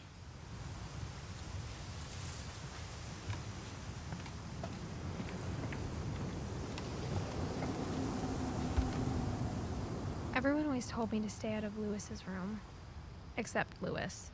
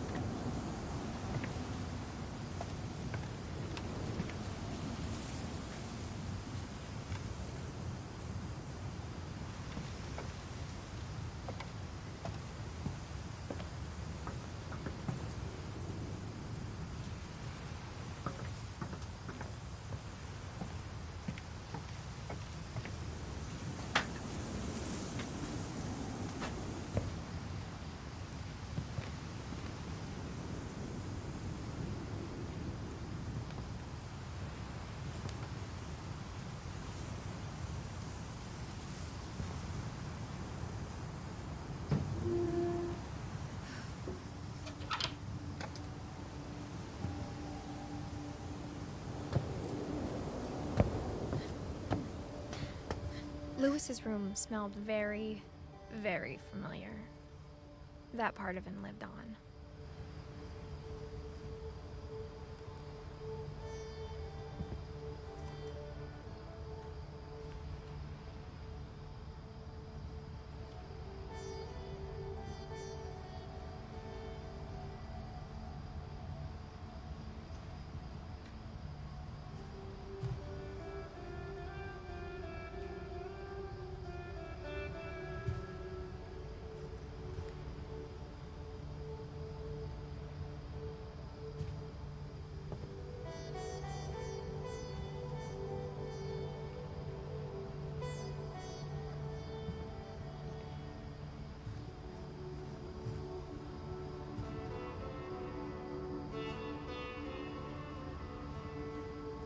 Lewis and I spent a lot of time playing games together, but he was surprisingly bad at them. He died a lot.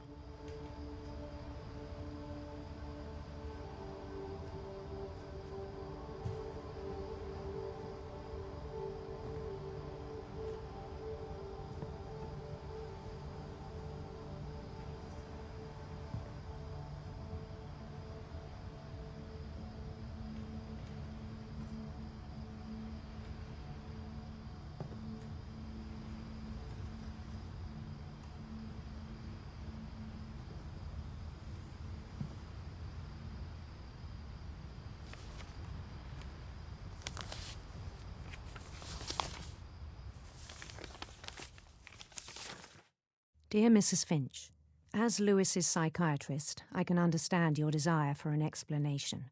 As I see it, the trouble began in January, shortly after we convinced your son to seek treatment for substance abuse. Newly sober, I believe Lewis first noticed the monotony of his daily life.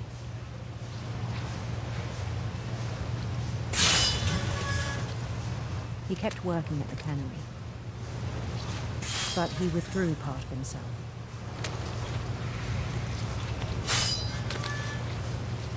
In our sessions, I saw the same behavior. His mind began to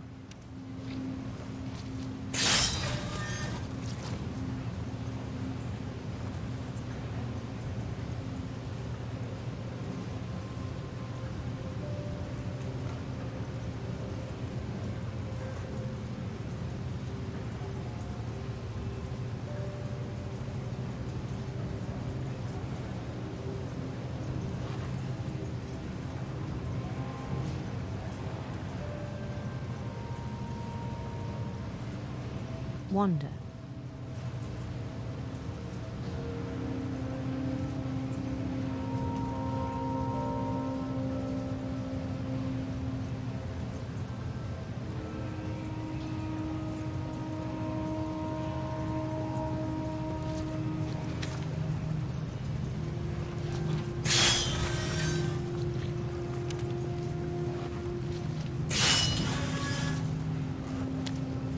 I asked him to describe it.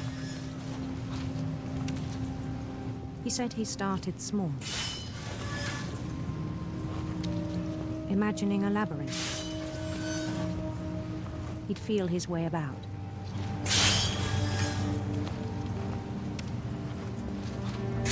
Then something moved. Bats. And toads.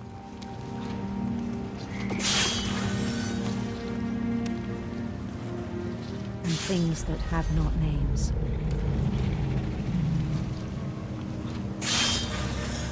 He knew it was all in his head.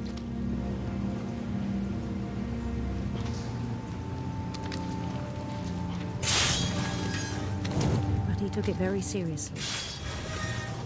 I had hoped he'd find himself.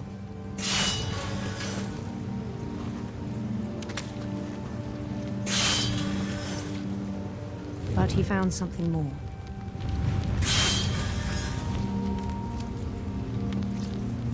I worried about him then. Daydreaming at the cannery. I spoke with his boss. But he said Lewis had become a model employee. Methodical, tireless, focused.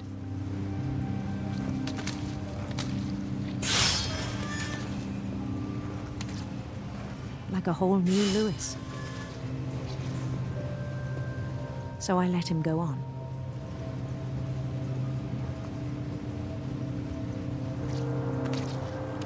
I even encouraged him. It seemed very promising at first. He told me he'd made a new friend.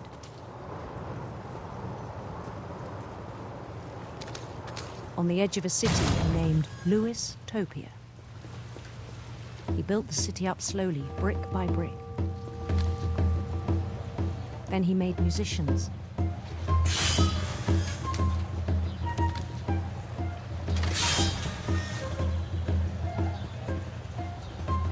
And songs for them to play.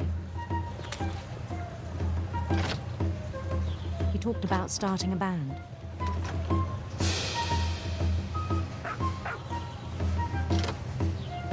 And he was always humming something. Every day his imagination grew stronger.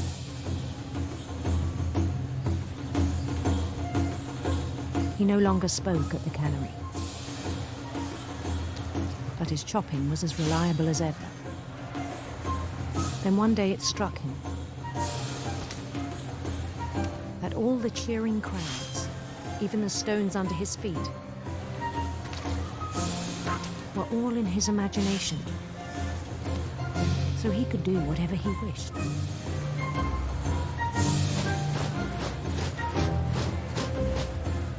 He held an election for mayor,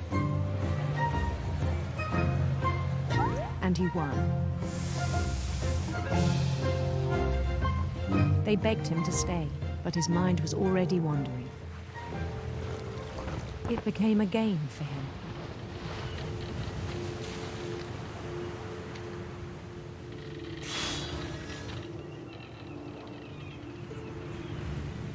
He'd conquer a city, then immediately push on. New Louisville.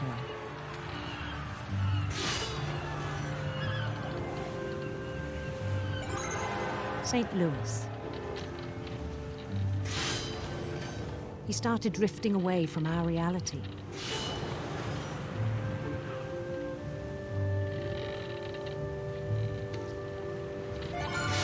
Minneapolis, until one day he forgot to go home from the cannery. Even as his mother pleaded with him, part of Lewis kept sailing on.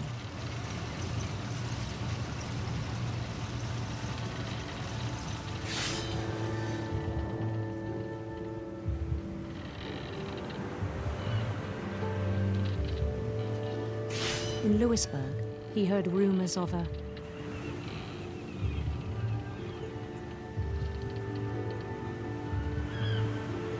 handsome queen.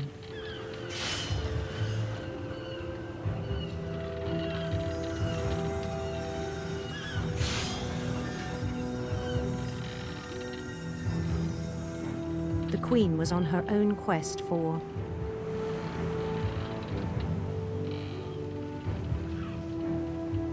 sinister serpents.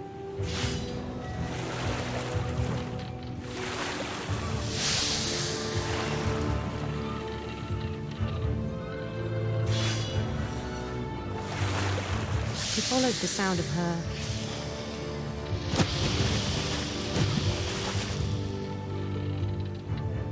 silver harp.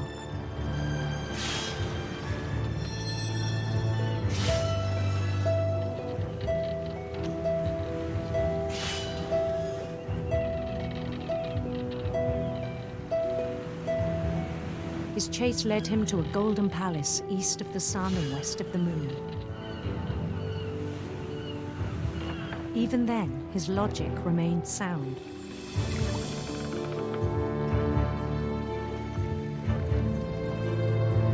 He knew the world was all in his imagination.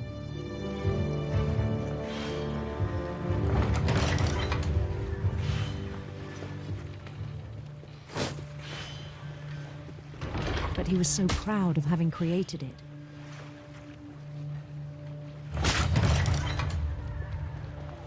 In his own eyes, he'd become something greater than a king.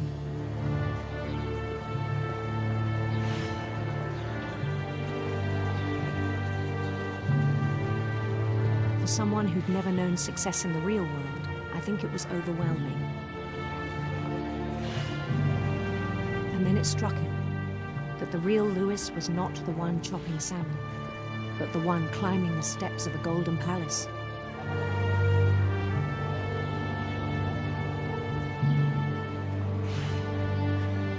My imagination is as real as my body, he told me. It was hard to argue with him.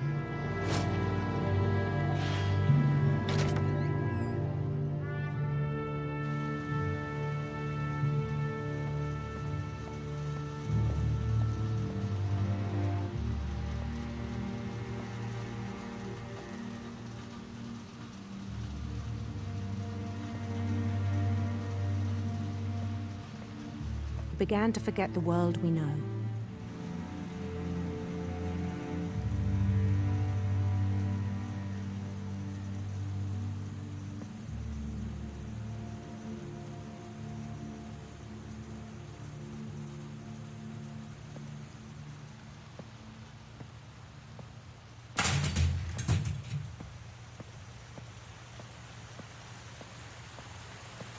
I think it pained him to remember Lewis, the cannery worker.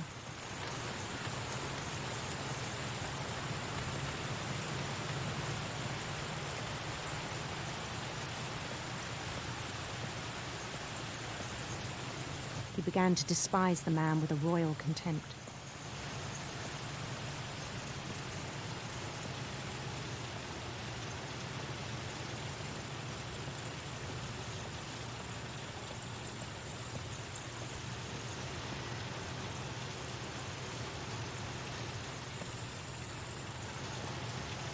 I still thought I could save him.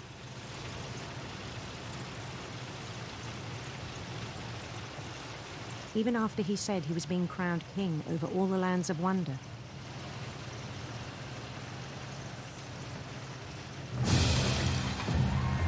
The palace would be packed with his companions.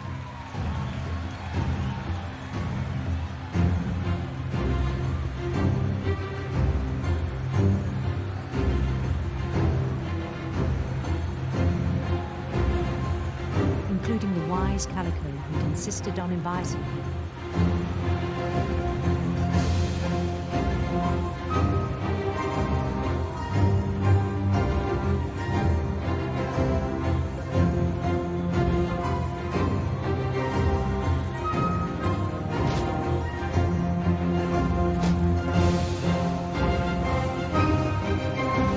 His queen waited, holding his crown.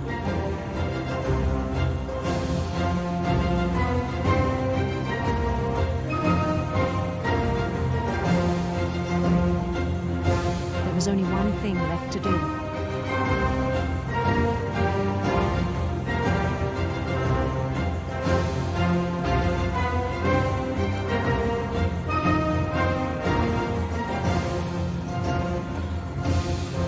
Bend down his head.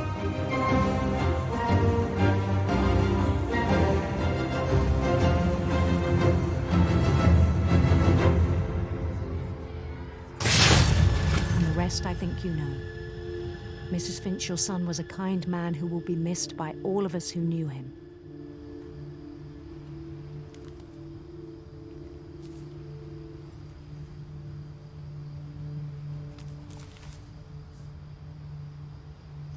My brother was really cool. I wish you could have met him.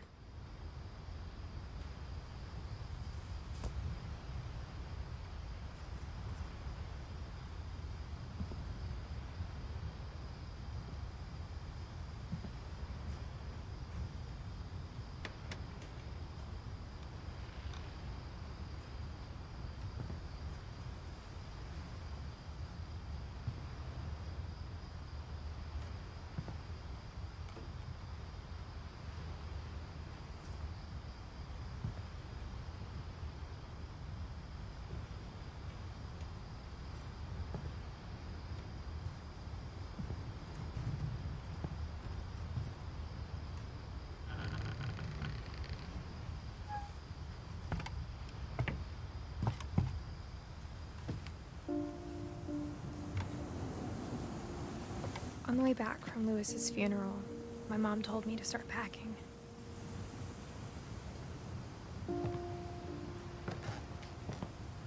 She waited until the day before we left to tell Edie.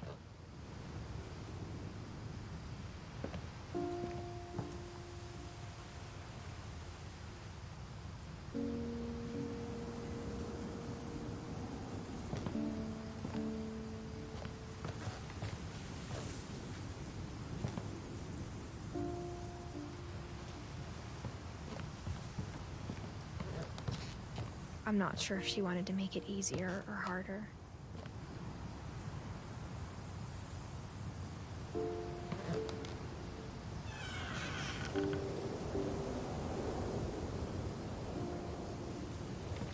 I wish we'd stayed.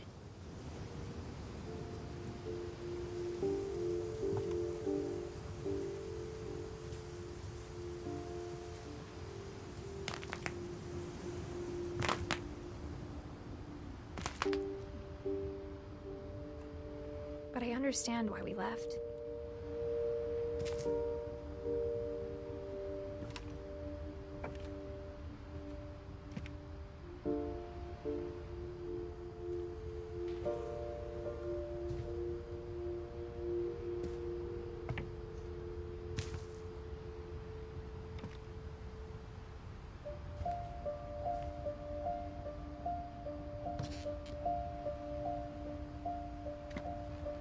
My mom ended up leaving everything behind.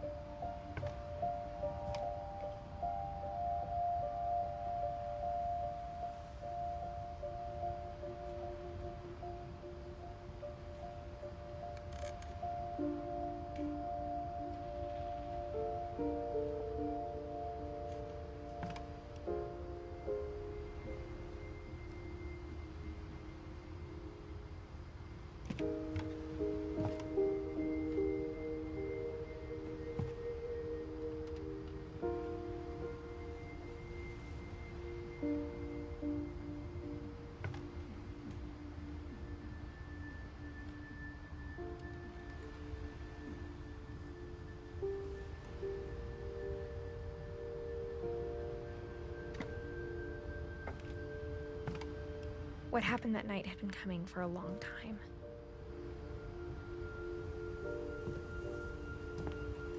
Maybe it should have come sooner.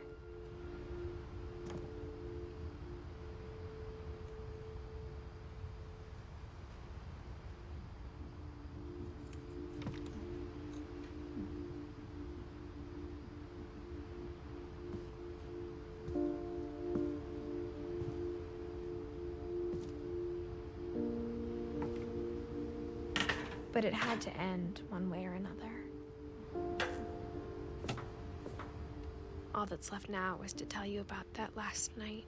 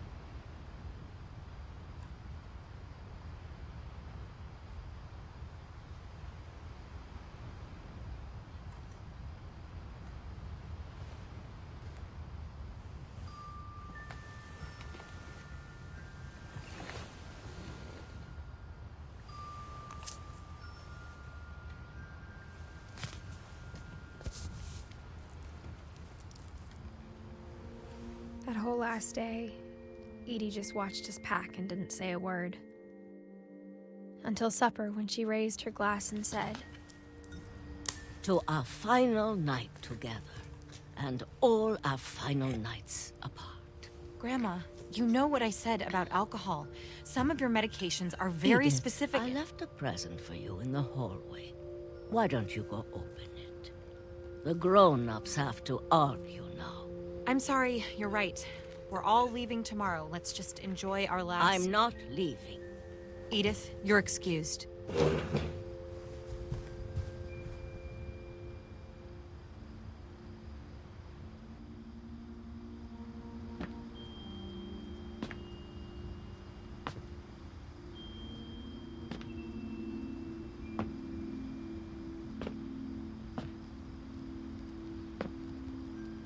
The power had been shut off that morning, but Edie always had plenty of candles.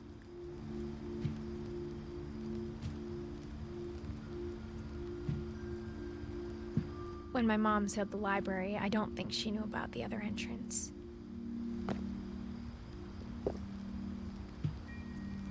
Or that Edie had a key to it.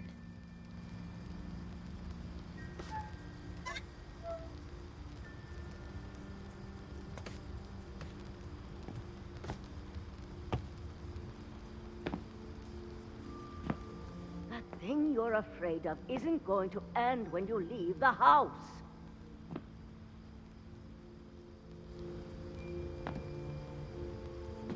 Edith has a right to know these stories. My children are dead because of your stories! I think it's best if Edith and I leave tonight.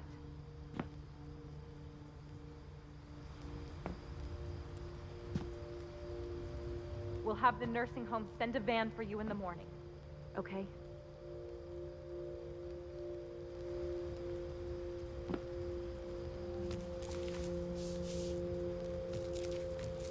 Dear Edith, there's so many stories I wish I could tell you, but there's only time for one.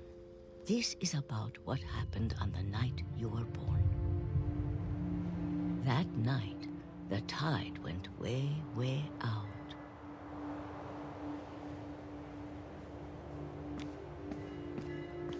It was the first and last time I ever saw the old house aground. There'd been an earthquake out in the middle of the ocean. They called it the lowest tide in 1,000 years. God, it smelled awful.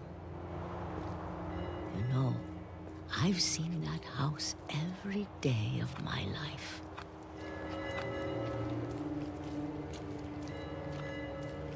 But I never thought I'd go back to it. When the fog rolled in, I lost my way.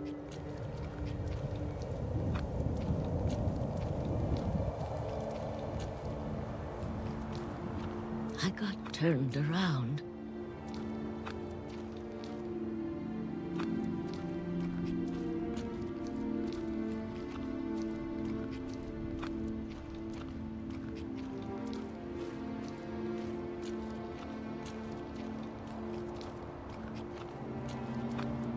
For a while, I wandered.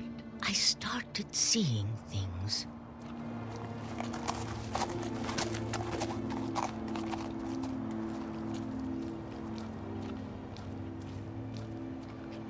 Things I'd forgotten had ever existed.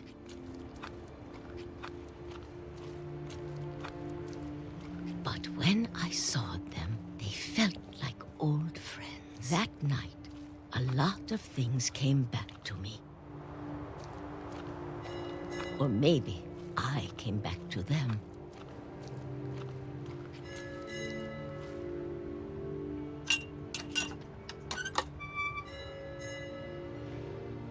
Things I can't explain, but that I need you to try and... Edith, what are you doing in here? It's mine. Edith! Mom, you're gonna rip it! Let go! I kicked and screamed, but Mom dragged me to the car.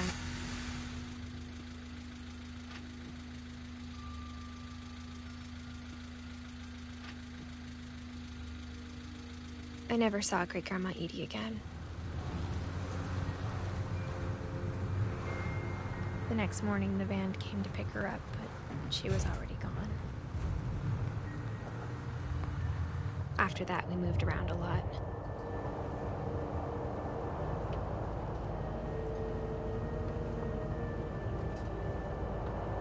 We both tried to make the best of it.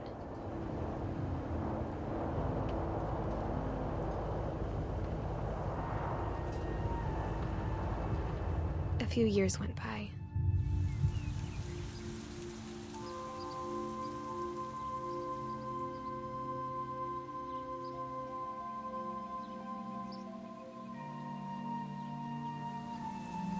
My mom didn't like to talk about it, but she started getting sick a lot. The rest happened pretty quickly.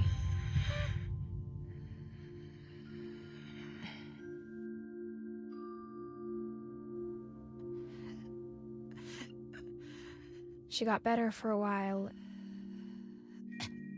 and then she didn't.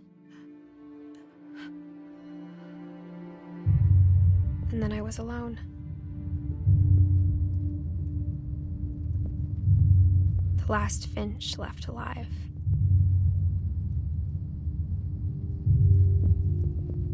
Until I found out about you.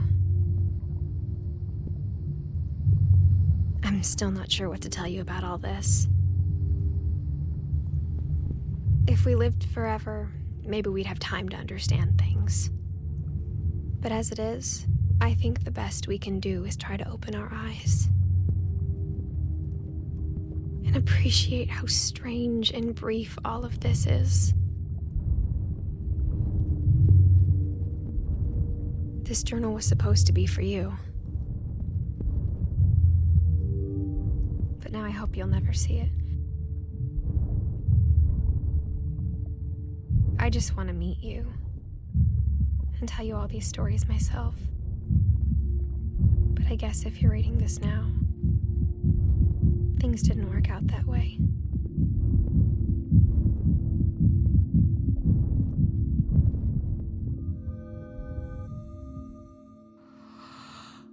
This is where your story begins. I'm sorry I won't be there to see it. It's a lot to ask, but I don't want you to be sad that I'm gone. I want you to be amazed that any of us ever had a chance to be here at all. Good luck.